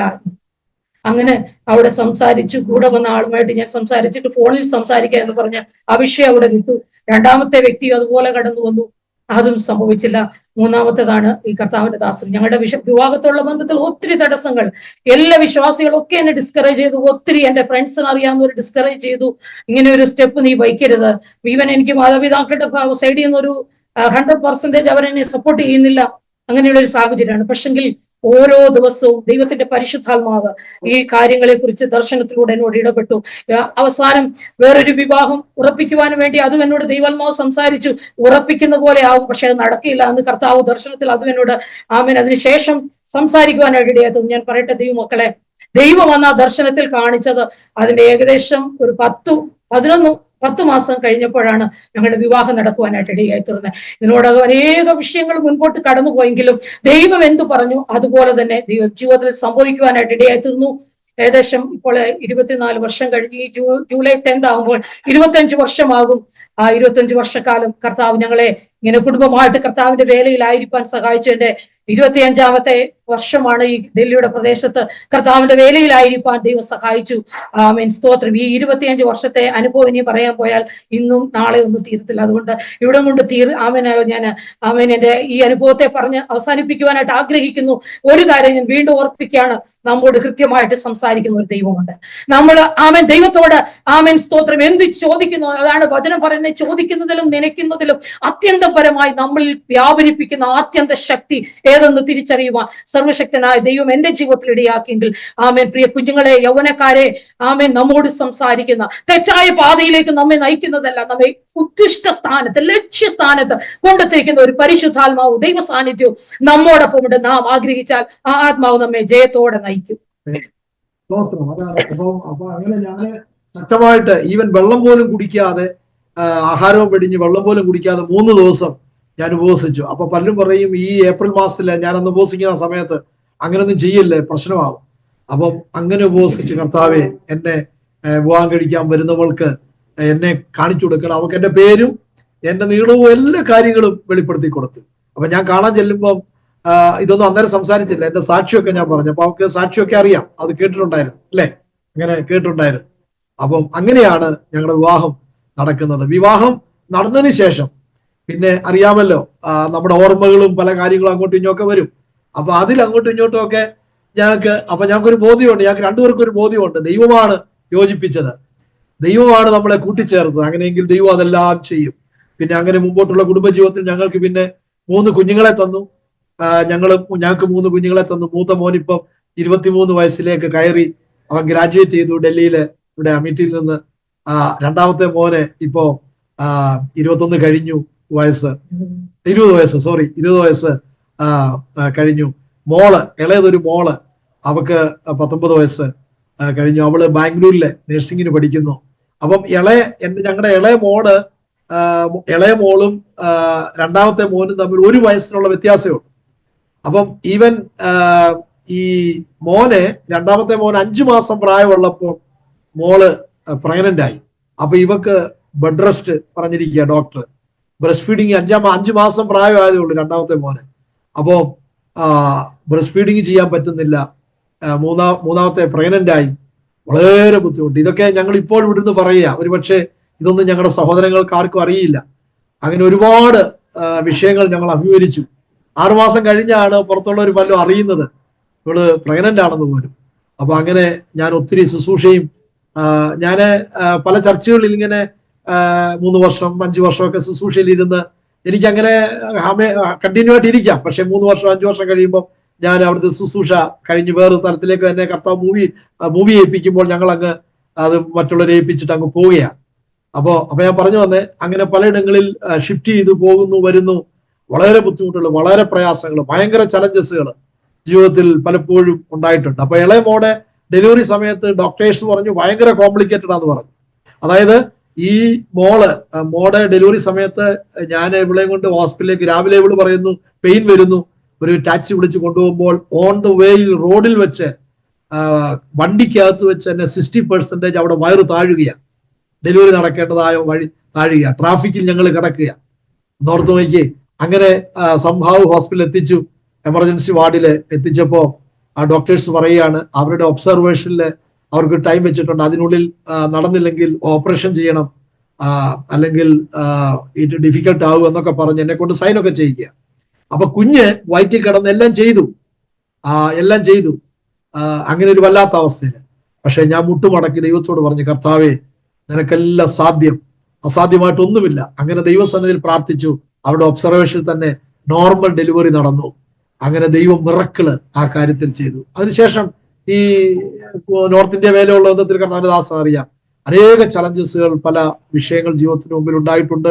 അവിടെ എല്ലാം കർത്താവ് ഇറങ്ങി വന്ന് വിടുവിച്ച അനുഭവങ്ങളുണ്ട്. ഒത്തിരി അനുഭവങ്ങളുണ്ട്. അതിൽ ഒരു അനുഭവം, പർട്ടിക്കുലർ ആയിട്ടുള്ള ഒരു അനുഭവം ഞാൻ പറയാം. ഞങ്ങൾ 2008 ഡൽഹിയിലെ അസ്ഥാൻ എന്ന് പറയുന്ന ഒരു ഗാവില് ഞങ്ങൾ മിനിസ്റ്റർ ചെയ്യുമ്പോൾ, അത് അന്ന് നമ്മുടെ മിഷൻ ഇന്ത്യയുടെ founder and president doctor Saji Lukose അദ്ദേഹത്തോട് ചേർന്ന് ഒരു ഇൻസ്റ്റിറ്റ്യൂട്ടില് ഞങ്ങൾ ഇവിടുത്തെ അത് നേതൃത്വം കൊടുത്ത് ഞങ്ങൾ മുന്നോട്ട് പോകുമ്പോൾ 2008 ആദ്യത്തെ ബാച്ചില് 15 കുഞ്ഞുങ്ങൾ വന്നു. 15 കുഞ്ഞുങ്ങൾ വന്നതില് ഏകദേശം 5 പേര് ഞങ്ങൾ താമസിക്കുന്ന അതേ ബിൽഡിങ്ങിൽ തന്നെ, വാടകയ്ക്ക് താമസിക്കുന്ന അതേ ബിൽഡിങ്ങിൽ തന്നെ അവര് റെസിഡൻസി എടുത്ത് താമസിക്കുന്നവരാ. ബാക്കി കുഞ്ഞുങ്ങളെല്ലാം ഡേ സ്കോളറായിട്ട് രാവിലെ വരും, വൈകിട്ട് പോകും. അപ്പോ ഈ 5 പേരില് വെള്ളിയാഴ്ച ആകുമ്പോൾ അതിൽ 2 പേര് അവരുടെ ഭവനത്തിലേക്ക് പോകും. ബാക്കി 3 പേര് എപ്പോഴും ഞങ്ങളുടെ കാണും. അപ്പൊ ഒരു സൺഡേയില് 2008 ഒരു സൺഡേയില്, അതായത് ഈ ക്ലാസ്സുകൾ തുടങ്ങി, ട്രെയിനിങ് തുടങ്ങി ആദ്യത്തെ സെമിസ്റ്ററില്, അതിന്റെ ഫൈനല് ആദ്യത്തെ സെമിസ്റ്ററിന്റെ എക്സാം സ്റ്റാർട്ട് ചെയ്യുന്ന ആ സമയത്ത് അതില് 2 പേര് ഞങ്ങളുടെ റൂമിലുണ്ട്. ഒരു ശനിയാഴ്ച ഞാൻ വിസിറ്റിംഗ് ഒക്കെ കഴിഞ്ഞ് ലേറ്റ് ആയിട്ട് വന്നു കഴിഞ്ഞ് ഞാൻ വൈഫിനോട് ചോദിക്കുന്നു, മേളിലുള്ള നമ്മുടെ കുഞ്ഞുങ്ങൾ അവർ ഉറങ്ങിയെന്ന് പറഞ്ഞു. ഒരു 3 പേരുണ്ട്, അവർ ഉറങ്ങിയെന്ന് പറഞ്ഞു. അത് കഴിഞ്ഞ് സൺഡേയില് രാവിലെ ഞങ്ങൾ താമസിക്കുന്ന സ്ഥലത്തു നിന്ന് ഒരു 15 കിലോമീറ്റർ ദൂരെ ആരാധനാ സ്ഥലത്തേക്ക് പോകണം. അപ്പൊ ഈ ബൈബിൾ കോളേജിലെ ഇവരെ 3 പേരെയും കൂട്ടി ഞങ്ങളെല്ലാം കൂടെ ഒട്ട വിളിച്ച്, ഞങ്ങളുടെ 3 കുഞ്ഞുങ്ങളും കൊച്ചു കുഞ്ഞുങ്ങളാണ്, അങ്ങനെ കടന്നു പോകണം. അപ്പൊ ഇവള് രാവിലെ ലൗസി ലേഡീസ് പ്രേരണമുള്ള ബന്ധത്തിൽ അവള് രാവിലെ അങ്ങ് പോയി. ഞാന് 3 കുഞ്ഞുങ്ങളെ ഒരുക്കി മറ്റേവരെയും കൂടെ കൂട്ടി വാഹനത്തിൽ ഇങ്ങനെ പോവാൻ തയ്യാറാകുമ്പോൾ 2 കുഞ്ഞുങ്ങൾ താഴോട്ട് വന്ന് എന്നോട് പറഞ്ഞു, ദിനേശ് ഇന്ന് വരത്തില്ല. അവന്റെ പേര് ദിനേശ് എന്നാ. അപ്പൊ ഞാൻ ചോദിച്ചെന്താ? അവന് പനി അടിച്ച് കിടക്കുക, വെരി ഹൈലി ഫീവർ, ഈ കാൺ കം ടു വിത്ത് അസ് എന്ന് പറഞ്ഞു. അപ്പൊ ഞാൻ മേലോട്ട് കയറി ചെന്നപ്പോ ഇവൻ പുതച്ചു മൂടി കിടക്കുന്നു. ഇവന് എന്നെ കണ്ടപ്പോ എഴുന്നേറ്റ് എന്നോട് പറഞ്ഞു, സാർ ആജ് मैं नहीं आ पाऊंगा, मेरा शरीर में कुछ दिक्कत है, എന്റെ ശരീരത്തിൽ എന്തോ അസ്വസ്ഥയുണ്ട്, പനിയുണ്ട്. ഞാൻ പറഞ്ഞില്ല, അവിടെ പോയി നമുക്ക് പ്രാർത്ഥിക്കാം, ആരാധിക്കാം, ദൈവം വിടുതൽ വരും, അപ്പോഴത്തെ സമയമാകുക. അപ്പൊ അദ്ദേഹം പറഞ്ഞു ഇല്ല, വരുന്നില്ല. അപ്പൊ നിർബന്ധിച്ച് അവനെ അവിടെ ആക്കി ഞങ്ങളെല്ലാവരും കൂടെ പോയി. ദേവദാസനെ കേൾക്കണോ, എന്നെ കേൾക്കുന്ന പ്രിയപ്പെട്ടവരെ, തിരിച്ച് ഞങ്ങൾ വരുമ്പോൾ ഞങ്ങളുടെ റൂമില് താമസിക്കുന്ന ആ റൂമിൽ തൊട്ടുമേളില് അവൻ ഫാനിൽ തൂങ്ങി മരിച്ചു കിടക്കുക. ഭയങ്കര സംഭവം, തൂങ്ങി മരിച്ചു കിടക്കുക. അപ്പം ഇത് പെട്ടെന്ന് എല്ലാവരും ഞങ്ങൾ വന്ന് കയറി കഥ തുറക്കുമ്പോൾ ഡെഡ് ബോഡിയാണ് കാണുന്നത്. അപ്പൊ എല്ലാവരും പടോസിയൊക്കെ ഞങ്ങൾ വിളിച്ചറിയിച്ച്, അയൽവക്കക്കാരെയൊക്കെ വിളിച്ചറിയിച്ച്, അവരെല്ലാം പറഞ്ഞു നിങ്ങൾ തന്നെ നോക്കണം, അങ്ങനെ ഇങ്ങനെ. അവസാനം ഹൗസ് ഓണർ വിളിച്ചു, അദ്ദേഹം വന്നു. അദ്ദേഹം പറഞ്ഞു 100-ാം നമ്പറിൽ കൊടുക്കണം. അങ്ങനെ കൊടുത്തു. പോലീസൊക്കെ വന്ന് ഇൻവെസ്റ്റിഗേഷന്റെ ഭാഗമായിട്ട് ഞങ്ങളെ 2 പേരെയും ഒരിടത്ത് ഇരുത്തിയിരിക്കുന്നു. SHO വന്നു. അങ്ങനെ ഭയങ്കര പ്രശ്നം, മീഡിയക്കാർ വരണം എന്നൊക്കെ പറഞ്ഞ് പേടിക്കുമ്പോൾ ഞാൻ അദ്ദേഹത്തോട് പറഞ്ഞു, പിന്നെ ഇങ്ങനെ സംസാരിക്കുക. അപ്പം പോലീസ് ഓഫീസർ എന്നോട് പറയുന്നത്, you will be in trouble, നീ പ്രശ്നത്തിലാവും, നീ ബുദ്ധിമുട്ടിലാവും. ഞാൻ പറഞ്ഞു no, I will not be in trouble എന്നൊക്കെ പറയുക. അപ്പം ഇങ്ങനെയൊക്കെ പറയുന്ന സമയത്ത് ആ ഭീതിയുടെ അനുഭവത്തില് ഇൻവെസ്റ്റിഗേഷന്റെ ഭാഗമായിട്ട് ഞങ്ങളെ ഇരുത്തുമ്പോൾ ഞങ്ങൾ ഇങ്ങനെയാ പറയുന്നത്, blood of Jesus, blood of Jesus, ഇങ്ങനെ ദൈവസന്നിധിയിൽ പറയുന്നു. കർത്താവ് എന്ത് ചെയ്യണം? അപ്പൊ ഈ 3 സ്റ്റാറുള്ള ഓഫീസറെ കാണുമ്പോൾ എന്റെ ഉള്ളിലേക്ക് വരുന്നത് 7 നക്ഷത്രം വലങ്കയിൽ പിടിച്ച്, കർത്താവെ ആമേൻ. സർവ്വാധികാരിയുള്ള ദൈവമേ, ഞാൻ ഇങ്ങനെ സംസാരിക്കുന്ന പോലെ ഹോളി സ്പിരിറ്റിനോട് സംസാരിക്കുക. അങ്ങനെ സംസാരിച്ച് ഏകദേശം 1 മണിക്കൂറോളം കഴിഞ്ഞപ്പോൾ ഈ ഓഫീസർ എന്നെ എഴുന്നേറ്റ് പറയുക, നീ പ്രശ്നത്തിലാകുമെന്ന് പറഞ്ഞ അതേ ഓഫീസർ തന്നെ എന്നോട് പറയാ, ഗബരാഹട്ട് മത്തോജായ, പേടിക്കേണ്ട, എല്ലാം ശരിയാവും. അപ്പൊ ഞാൻ വിശ്വസിക്കുന്നു ദൈവത്തിന്റെ ആത്മാവ് അല്ലെങ്കിൽ പരിശുദ്ധാത്മ ഇറങ്ങി വന്നു, ദൈവത്തിന്റെ പ്രവർത്തിയോടെ വെളിപ്പെട്ടിട്ട് അങ്ങനെ ആ കാര്യങ്ങളെല്ലാം ആ ഓഫീസർ നമുക്ക് അനുകൂലമായിട്ട്, എന്ന് പറഞ്ഞാൽ ആ സത്യാവസ്ഥ അദ്ദേഹം തന്നെ കൊണ്ടുവരുന്നു. ഇദ്ദേഹം ഒരു സൂയിസൈഡ് ലെറ്റർ എഴുതി വെച്ചിരുന്നു. അങ്ങനെ അത് അവർ കണ്ടുപിടിച്ചു. ഞാനത് കണ്ടില്ല, അവരത് കണ്ടുപിടിച്ചു. അങ്ങനെ പിന്നീട് ഇൻവെസ്റ്റിഗേഷൻ ഒക്കെ നടന്നി പോസ്റ്റ്മോർട്ടം റിപ്പോർട്ടിലൊക്കെ സൂയിസൈഡ് ആണെന്നെല്ലാം മനസ്സിലായി. അപ്പൊ ഞാൻ പറഞ്ഞു വരുന്ന ആ വലിയ പ്രശ്നത്തിൽ നിന്ന് അങ്ങനെ ദൈവം വിടുവിച്ച ആ ദൈവീയ വിടുതൽ, ദൈവത്തിന്റെ ആ കരം ഇറങ്ങി വരുന്ന കരമായി ഞങ്ങൾ അനുഭവിക്കുക. ദാനിയേലിന്റെ സിംഹക്കൂട്ടിൽ ദൈവത്തിന്റെ പ്രൊട്ടക്ഷൻ ദൈവം കൊടുത്തു. നമുക്കറിയാം ദാനിയേലിനോട് രാജാവ് ഇങ്ങനെ ചോദിക്കുന്നത്, ദാനിയേലെ നീ ജീവിച്ചിരിപ്പുണ്ടോ അല്ലേ? സ്തോത്രം. അകത്തുനിന്ന് ഒരു ശബ്ദം, നീ നീണാൽ നീ അങ്ങ് ജീവിച്ചിരുന്നാട്ടെ, സിംഹങ്ങൾ എനിക്ക് കേടുവരുത്താതെ ഇരിക്കേണ്ടതിന് ദൈവം കഴിഞ്ഞ രാത്രിയിൽ തന്റെ ദൂതനെ അയച്ച് സിംഹത്തിന്റെ വായിൽ നിന്ന് വിടുവിച്ചു. അപ്പൊ ഇങ്ങനെ നമ്മെ വിടുവിക്കുന്ന ദൈവം. അപ്പൊ എന്റെ മാനസികമായ ബുദ്ധിമുട്ടിൽ നിന്ന്, കുടുംബം പോയി, കുഞ്ഞു പോയി, ആ ദുഃഖത്തിൽ നിന്ന്, മെഡിക്കൽ സയൻസിന് സൗഖ്യമാക്കാൻ പറ്റാത്ത ആ അവസ്ഥയിൽ നിന്ന് ദൈവം വിടുവിച്ച് പുറത്തു കൊണ്ടുവന്നു. പിന്നെ ഈ ഇൻസിഡൻസ്, വീടിന്റെ അകത്ത് തന്നെ തൂങ്ങി മരിച്ചു കിടക്കുന്നു, ആൾക്കാർ കൂടുന്നു, ഡെഡ് ബോഡി കിടക്കുന്നു, വല്ലാത്ത ഒരു കണ്ടീഷൻ, ഇതിന്നൊക്കെയും ദൈവം വിടുവിച്ചു. ഇങ്ങനെ പല അനുഭവങ്ങൾ ജീവിതത്തിലുണ്ട്.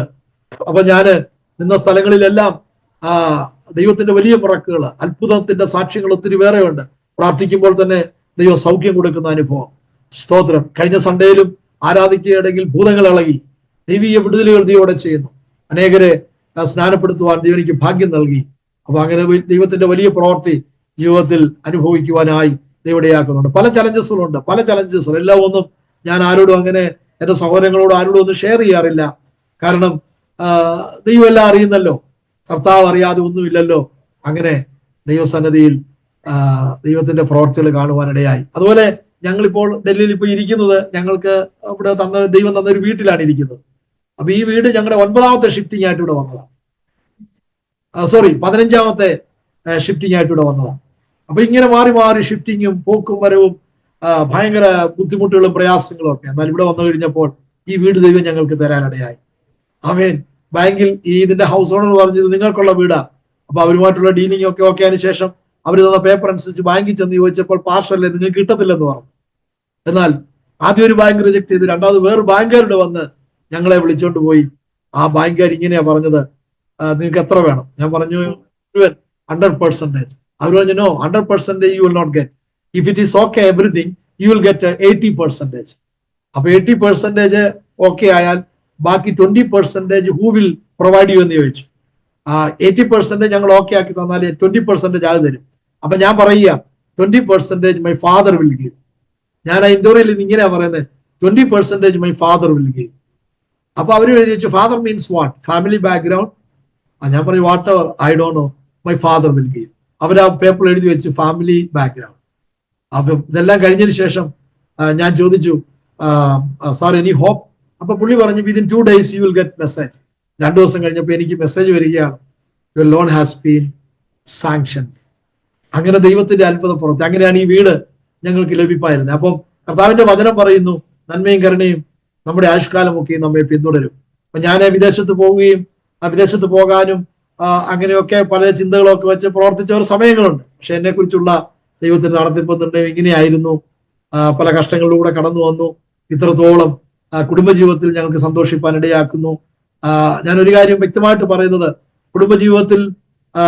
കുടുംബജീവൻ നയിക്കുന്ന പ്രിയപ്പെട്ടവർ ഒന്നുകൊണ്ടും അധൈര്യപ്പെടേണ്ട. ദൈവത്താൽ യോജിക്കപ്പെട്ടവരെങ്കിൽ നമ്മൾ ആ ദൈവത്തിന്റെ വചനത്തിന്റെ പേഴ്സ്പെക്റ്റീവിൽ നിന്നാ മതി.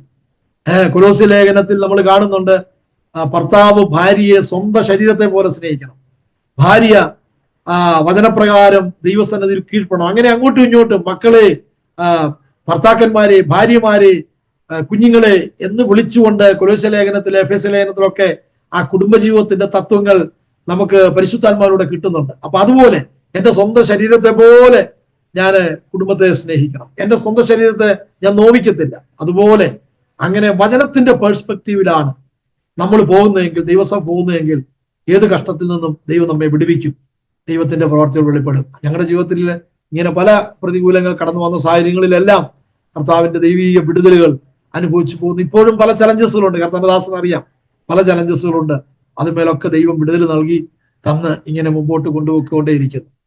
മെഡിക്കൽ സയൻസിന് സൗഖ്യമാകാൻ പറ്റത്തില്ലെന്ന് പറഞ്ഞ സ്ഥാനത്ത് സൗഖ്യം തന്നില്ലേ? ദൈവസന്നിധിയിൽ ഞാൻ നിങ്ങളുടെ മുമ്പിൽ ഇരിക്കുന്നു. സ്തോത്രം. കുടുംബജീവിതത്തില് അപ്പം ചില കാര്യങ്ങളൊക്കെ സംഭവിക്കുമ്പോൾ നമുക്ക് അന്ന് ഞാൻ ദൈവത്തോട് ചോദ്യം ചെയ്യും, അത് എന്തുകൊണ്ട് ഇങ്ങനെ? ചിലതിന് ഉത്തരവില്ല. എന്നാൽ ദൈവം അറിയാതെ നമ്മുടെ ജീവിതത്തിൽ ഒന്നുമില്ല. സ്തോത്രം. ദൈവത്തിന്റെ ആ റിഡംറ്റീവ് വർക്കിനെ കുറിച്ച് ഹിസ്റ്ററിയിൽ പഠിച്ചാൽ ആദം ഹൗവമാര് പാപം ചെയ്തപ്പോൾ പെട്ടെന്നൊന്നും തല്ലിക്കൊല്ലുമല്ല. ആ ദൈവത്തിന്റെ പേഷ്യൻസും ഗ്രേസും ദൈവത്തിന്റെ ആ കരുണയും ഒക്കെ അവിടെ വെളിപ്പെട്ടു വരികയാണ്. അതാണ് നമ്മുടെ ജീവിതത്തിൽ എപ്പോഴും നമ്മൾ മനസ്സിലാക്കുന്നത്. അതുകൊണ്ട് ദൈവത്തിന്റെ കരുണയും ആ കൃപയും എപ്പോഴും നമ്മുടെ എല്ലാവരുടെയും ജീവിതത്തിലുണ്ട്. അങ്ങനെ കർത്താവിന്റെ സഭ ജയാളിയായിട്ട് മുന്നേറും. അതാണ് ഞാൻ ഈ അസാദി ടി വിയിലൂടെ അനേക സാക്ഷ്യങ്ങൾ, ജീവിക്കുന്ന ഭയങ്കര സാക്ഷ്യങ്ങൾ ഞാൻ കേട്ടിട്ടുണ്ട്. എത്ര അനുഗ്രഹീതമാണ്! അത്രയോ അനുഭവങ്ങൾ, എത്രയോ ദേവദാസൻ കൂടെ കർത്താരദാസ് തന്നെ കൊണ്ടുവന്ന് കഴിഞ്ഞ ദിവസങ്ങളിൽ സജി ലൂക്കോസ് സാറിന്റെ അനുഭവങ്ങൾ കേൾക്കുവാനിടയായി. എത്രയോ ജീവിക്കുന്ന സാക്ഷ്യമാണ്. അങ്ങനെ അനേകരുടെ അനുഭവങ്ങൾ ഇതിലൂടെ അനേകർ പ്രിയപ്പെട്ടവർ കേൾക്കുന്നു. സ്തോത്രം. വിശ്വാസം വർദ്ധിക്കുന്നു എന്ന് ഞാൻ വിശ്വസിക്കുന്നു. എന്റെ ഇത് പറയുമ്പോൾ തന്നെ വിശ്വാസം വർദ്ധിക്കുകയാണ്. നമ്മുടെ കർത്താവ് ജീവനുള്ള ദൈവം, അവനറിയാതെ ഒന്നും സംഭവിക്കുന്നില്ല. അവനോട് ചേർന്നിരിക്കുന്നതാണ് ഏറ്റവും വലിയ ഭാഗ്യം. സ്തോത്രം. അപ്പം നമുക്ക് വസ്തു കിട്ടിയില്ല, വീട് കിട്ടിയില്ല, സ്ഥലം കിട്ടിയില്ല, നമ്മളെ ആരും കരുതിയില്ല, നോക്കിയില്ല, ഒന്നൊന്നും ഭാരപ്പെടേണ്ട കാര്യമില്ല. ഭയങ്കര നമ്മോട് പറയാം വി വിൽ ഗീവ്. നമ്മൾ എന്തിനാ ഭയപ്പെടുന്നേ? സ്തോത്രം. അങ്ങനെയൊക്കെയുള്ള അനേക അനുഭവങ്ങൾ, അത്ഭുതങ്ങൾ ദൈവം ചെയ്തുകൊണ്ടേയിരിക്കുന്നു. ദൈവം നമ്മെ അനുഗ്രഹിക്കട്ടെ. ഇനിയും സമയം ഇവിടെ തീരുമാനം തോന്നുന്നു. ഓരോ സാക്ഷ്യങ്ങളും യുണീക്കാ പാസ്റ്ററെ. നമ്മുടെ അനുഭവം പോലും മറ്റൊരു അനുഭവമില്ല. അനേക അനുഭവങ്ങൾ നമ്മൾ ആസാദി ചാനലിലൂടെ കൊണ്ടുവന്നിട്ടുണ്ട്. എല്ലാ സാക്ഷ്യങ്ങളും വ്യത്യസ്തമാണ്. പാസ്റ്ററുടെയും സിസ്റ്ററുടെയും അനുഭവങ്ങൾ വളരെ യുണീക്കാണ്. പ്രത്യേകിച്ചും പാസ്റ്റർ കടന്നുപോയ ആ ഒരു ജീവിതാനുഭവങ്ങൾക്കൊക്കെ ഞാൻ ഒരു സാക്ഷിയാണ്. ഞാൻ പറഞ്ഞല്ലോ, വളരെ അടുപ്പമുള്ളൊരു കുടുംബമായിരുന്നു സെസിലിയയുടെ കുടുംബം. പാസ്റ്ററുടെ വിവാഹം, അതുപോലെ തന്നെ സെസിലിയയുടെ ശവസംസ്കാര ശുശ്രൂഷയ്ക്കൊക്കെ ഞാൻ അവിടെ ഉണ്ട്. ആ ഓർമ്മകൾ ഇപ്പോഴും എനിക്കുണ്ട്, വേദനിപ്പിക്കുന്ന ഓർമ്മകൾ ഇപ്പോഴും എനിക്കുണ്ട്. കാരണം ഞാൻ ഓർക്കുന്നുണ്ട് പാസ്റ്ററുടെ കയ്യിൽ ആ കുഞ്ഞിനെയൊക്കെ കൊണ്ട് തരുന്നൊരു അനുഭവം. അതായത് ഡെഡ് ബോഡിയുടെ മുമ്പിൽ പാസ്റ്റർ ഇരുന്ന് കഴിയുമ്പോൾ ആ കുഞ്ഞിനെയും പിടിച്ചുകൊണ്ട് പാസ്റ്റർ ഇരിക്കുന്ന ആ രംഗമൊക്കെ ഇപ്പോഴും എൻ്റെ മനസ്സിൽ ഉണ്ട്. അതുകൊണ്ട് പാസ്റ്റർ പറഞ്ഞ സാക്ഷ്യത്തിൻ്റെ ആ ഒരു അനുഭവങ്ങൾ ഒരുപക്ഷെ പ്രേക്ഷകർക്ക് മനസ്സിലാകുന്നതിൽ അപ്പുറമായിട്ട് ആ രംഗങ്ങൾക്കൊക്കെ നേരിട്ടൊരു സാക്ഷിയായ വ്യക്തി എന്ന നിലയിൽ എനിക്കത് മനസ്സിലാക്കുവാൻ കഴിയും. വലിയ തീവ്രമാകുന്ന വേദനയിലൂടെ കടന്നുപോയി. ഇതെന്തൊരു ചലഞ്ചാണെന്ന് അല്ലേ? ഒന്നാമത് നമ്മൾ മാനസികമായിട്ട് അങ്ങനെ വിഷമിച്ചിരിക്കുന്ന സമയത്ത്, എന്നാൽ കർത്താവ് കൂടെ ഇരുന്ന് ദൈവത്തിൻ്റെ കരം അനുകൂലമായിരുന്നത് കൊണ്ട് എല്ലാത്തെയും അതിജീവിച്ച് ഇന്നും 24 വർഷത്തിന് ശേഷം ഒരു സാക്ഷിയാകുവാൻ കർത്താവ് സഹായിച്ചു. ഒത്തിരി ജീവിതാനുഭവങ്ങളെ കർത്താവ് നൽകി. കർത്താവ് നിങ്ങളെ കുടുംബമായിട്ട് സഹായിക്കട്ടെ, അനുഗ്രഹിക്കട്ടെ എന്ന് പ്രാർത്ഥിക്കുക. പ്രിയപ്പെട്ട സിസ്റ്റർ സാക്ഷ്യം പറഞ്ഞു എങ്ങനെയാണ് ആ ദർശനം കണ്ടെന്നുള്ളത്. 3 വ്യക്തികളെ കണ്ട് എന്ന് പറഞ്ഞാൽ ദൈവം കൃത്യമായിട്ട് കാര്യങ്ങൾ വെളിപ്പെടുത്തി എന്നുള്ളത്. ഒരു കൺഫ്യൂഷനോ ഒരു ആശയക്കുഴപ്പത്തിനോ ഒന്നും വരാതെ കൃത്യമായിട്ട് ദൈവം കാര്യങ്ങൾ വെളിപ്പെടുത്തി. അതിൽ നിന്ന് എനിക്ക് പ്രേക്ഷകരോട് പറയാനുള്ളത്, പാസ്റ്റർ ഒരു ജീവിതത്തിൽ അങ്ങനെ ഒരു വലിയൊരു സങ്കടത്തിലൂടെ കടന്നുപോയി. എന്നാൽ ദൈവം തൻ്റെ ദാസനെ എങ്ങനെ കരുതി അടുത്ത ചുവടുകൾ വെക്കുവാൻ എങ്ങനെ കരം പിടിച്ചു, അതിനുവേണ്ടി ദൈവത്തിൻ്റെ വലിയ പ്രവൃത്തിയായിരുന്നു അത്. നമ്മുടെ ജീവിതത്തിൽ ഉണ്ടാകുന്ന ഏത് അനുഭവത്തിലും, എത്ര സങ്കടകരമായ അനുഭവത്തിലൂടെ പോയാലും നമ്മളൊക്കെ ചോദിക്കും, കർത്താവ് എന്തുകൊണ്ടാണ് ഇങ്ങനെ സംഭവിച്ചത്? പക്ഷെ അതുകൊണ്ട് തീരുന്നില്ല. കർത്താവ് നമ്മെ അടുത്ത ചുവടുകൾ നടക്കുവാൻ കരം പിടിച്ച് നടത്തും, അത്ഭുതങ്ങൾ ചെയ്യും, അവൻ്റെ പ്രൊവിഷൻ കാണും. അങ്ങനെ വളരെ വ്യക്തമായിട്ട് കർത്താവ് കരം പിടിച്ച് മുൻപോട്ട് നടത്തി ഇന്ന് വരെ നിർത്തിയൊരു അനുഭവമാണ് നമ്മൾ കേട്ടത്. ദൈവത്തിൻ്റെ സ്തോത്രം. ഇത് വളരെ വ്യത്യസ്തതയുള്ള ഒരു അനുഭവമാണ് പാസ്റ്ററെ. പിന്നെ ജീവിതാനുഭവങ്ങൾ, കർത്താവിൻ്റെ പ്രൊവിഷൻ അനുഭവിച്ചു. വീടിൻ്റെ കാര്യം പറഞ്ഞു പാസ്റ്റർ. അതുപോലെ ആ ഒരു സ്റ്റുഡൻസിനുണ്ടായ അനുഭവമൊക്കെ പറഞ്ഞ, അതുപോലെ ഒത്തിരി അനുഭവങ്ങളുണ്ടെന്ന് എനിക്കറിയാം. എന്നാലും എന്തെങ്കിലും നിങ്ങൾക്ക് അത്യാവശ്യമായിട്ട് നമ്മുടെ പ്രേക്ഷകർ കേൾക്കണം എന്നുള്ളത് ഉണ്ട്, എന്നാൽ വിട്ടുപോയിട്ടുണ്ടെങ്കിൽ 2 പേർക്കും ഓർമ്മയിൽ വരുന്നുണ്ടെങ്കിൽ പറയാം. അതിനുള്ള ഒരു സമയമുണ്ട്. എന്നാൽ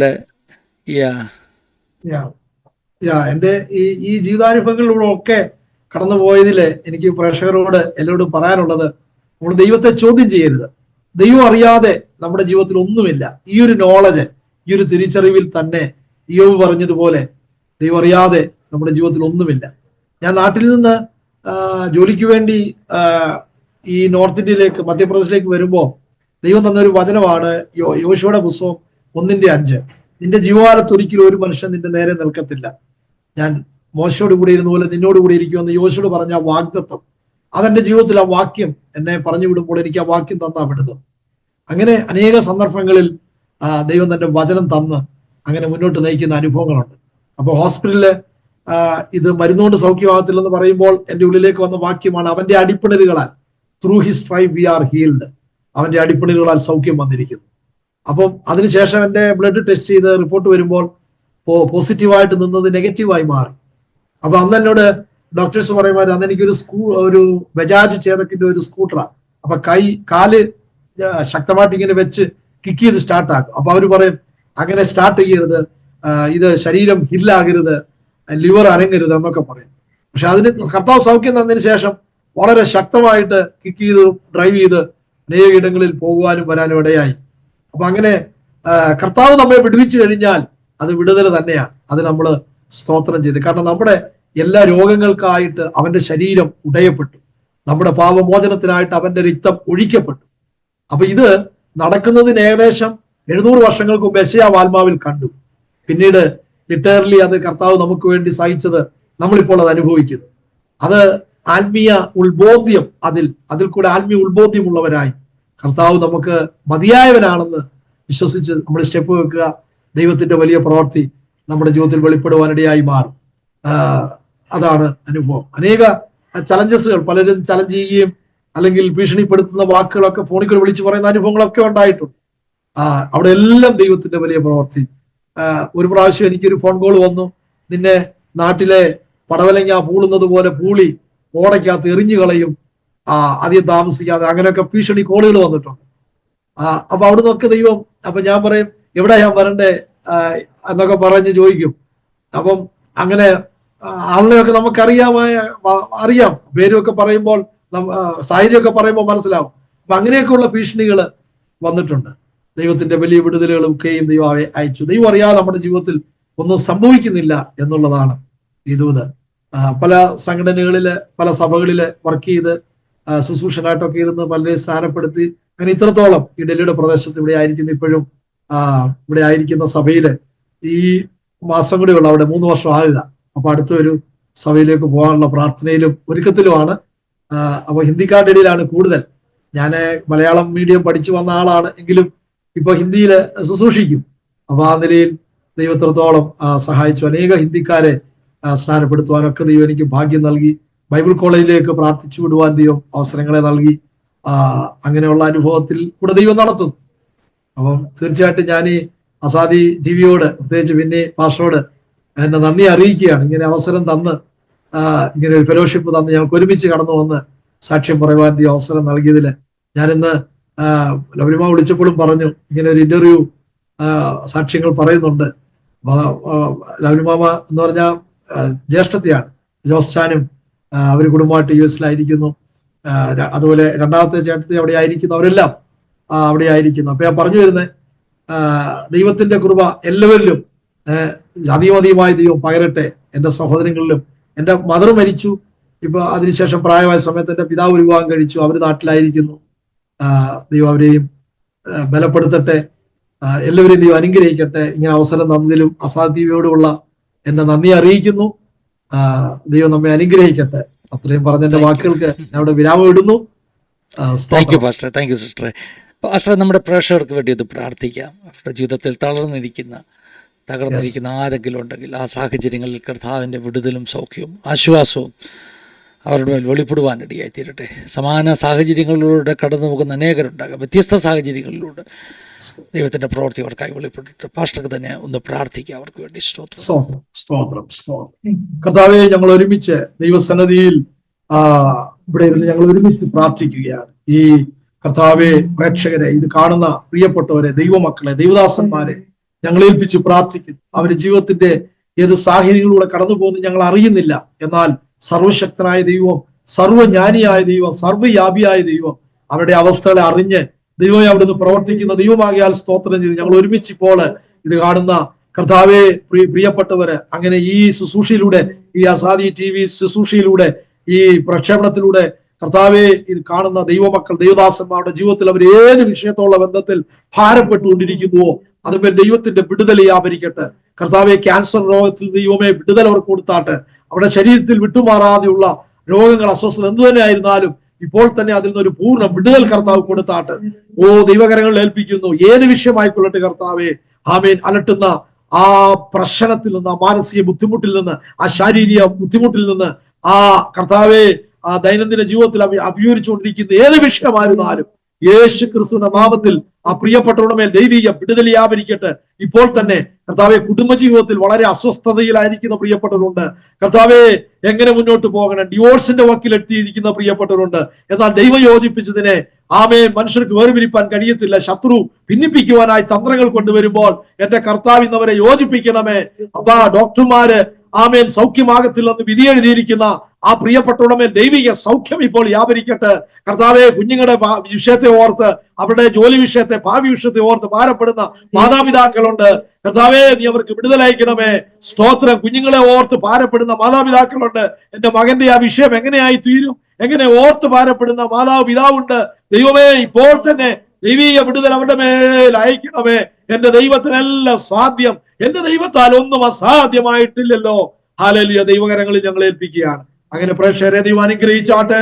ഏത് ആവശ്യത്തിലിരിക്കുന്ന പ്രിയപ്പെട്ടവരാണ്, അവരുടെ ആവശ്യത്തിന്റെ മേൽ ദൈവത്തിന്റെ കരം വെച്ച് അവരെ അനുഗ്രഹിച്ചാണ്. ഇപ്പോൾ തന്നെ യേശു ക്രിസ്തുവിന്റെ നാമത്തിലുള്ള ദൈവീയ വിടുതൽ അവരുടെ മേൽ വ്യാപരിക്കേണ്ടതിനായി ഒരുമിച്ച് പ്രാർത്ഥിക്കുകയാണ്. കർത്താവ് അങ്ങനെ ചെയ്തിരിക്കാനും സ്തോത്രം. കർത്താവ്, ഞങ്ങളുടെ ദാസൻ ബിനിപാഷയെയും കുടുംബത്തെയും കുഞ്ഞുങ്ങളെയും ഈ ശുശ്രൂഷകളെയും ഞങ്ങൾ അനുഗ്രഹിച്ച് പ്രാർത്ഥിക്കുന്നു. അനേകർ ഇവിടെ വന്ന് അനേകർക്ക് അനുഗ്രഹമായ നിലയിൽ ഈ ശുശ്രൂഷ വർദ്ധിക്കുവാൻ കർത്താവ് സഹായിക്കണമേ. ദൈവകരങ്ങളിൽ ഏൽപ്പിച്ച് ഞങ്ങൾ പ്രാർത്ഥിക്കുന്നു. ഇനി വരാൻ പോകുന്നവർക്കായി, കഴിഞ്ഞ നാളുകൾ വന്നവർക്കായിട്ടൊക്കെ ഞങ്ങൾ പ്രാർത്ഥിക്കുന്നു. അനുഗ്രഹിച്ചാട്ട്. സ്വർഗം പ്രാർത്ഥന കേട്ടതുകൊണ്ട് സ്തോത്രം.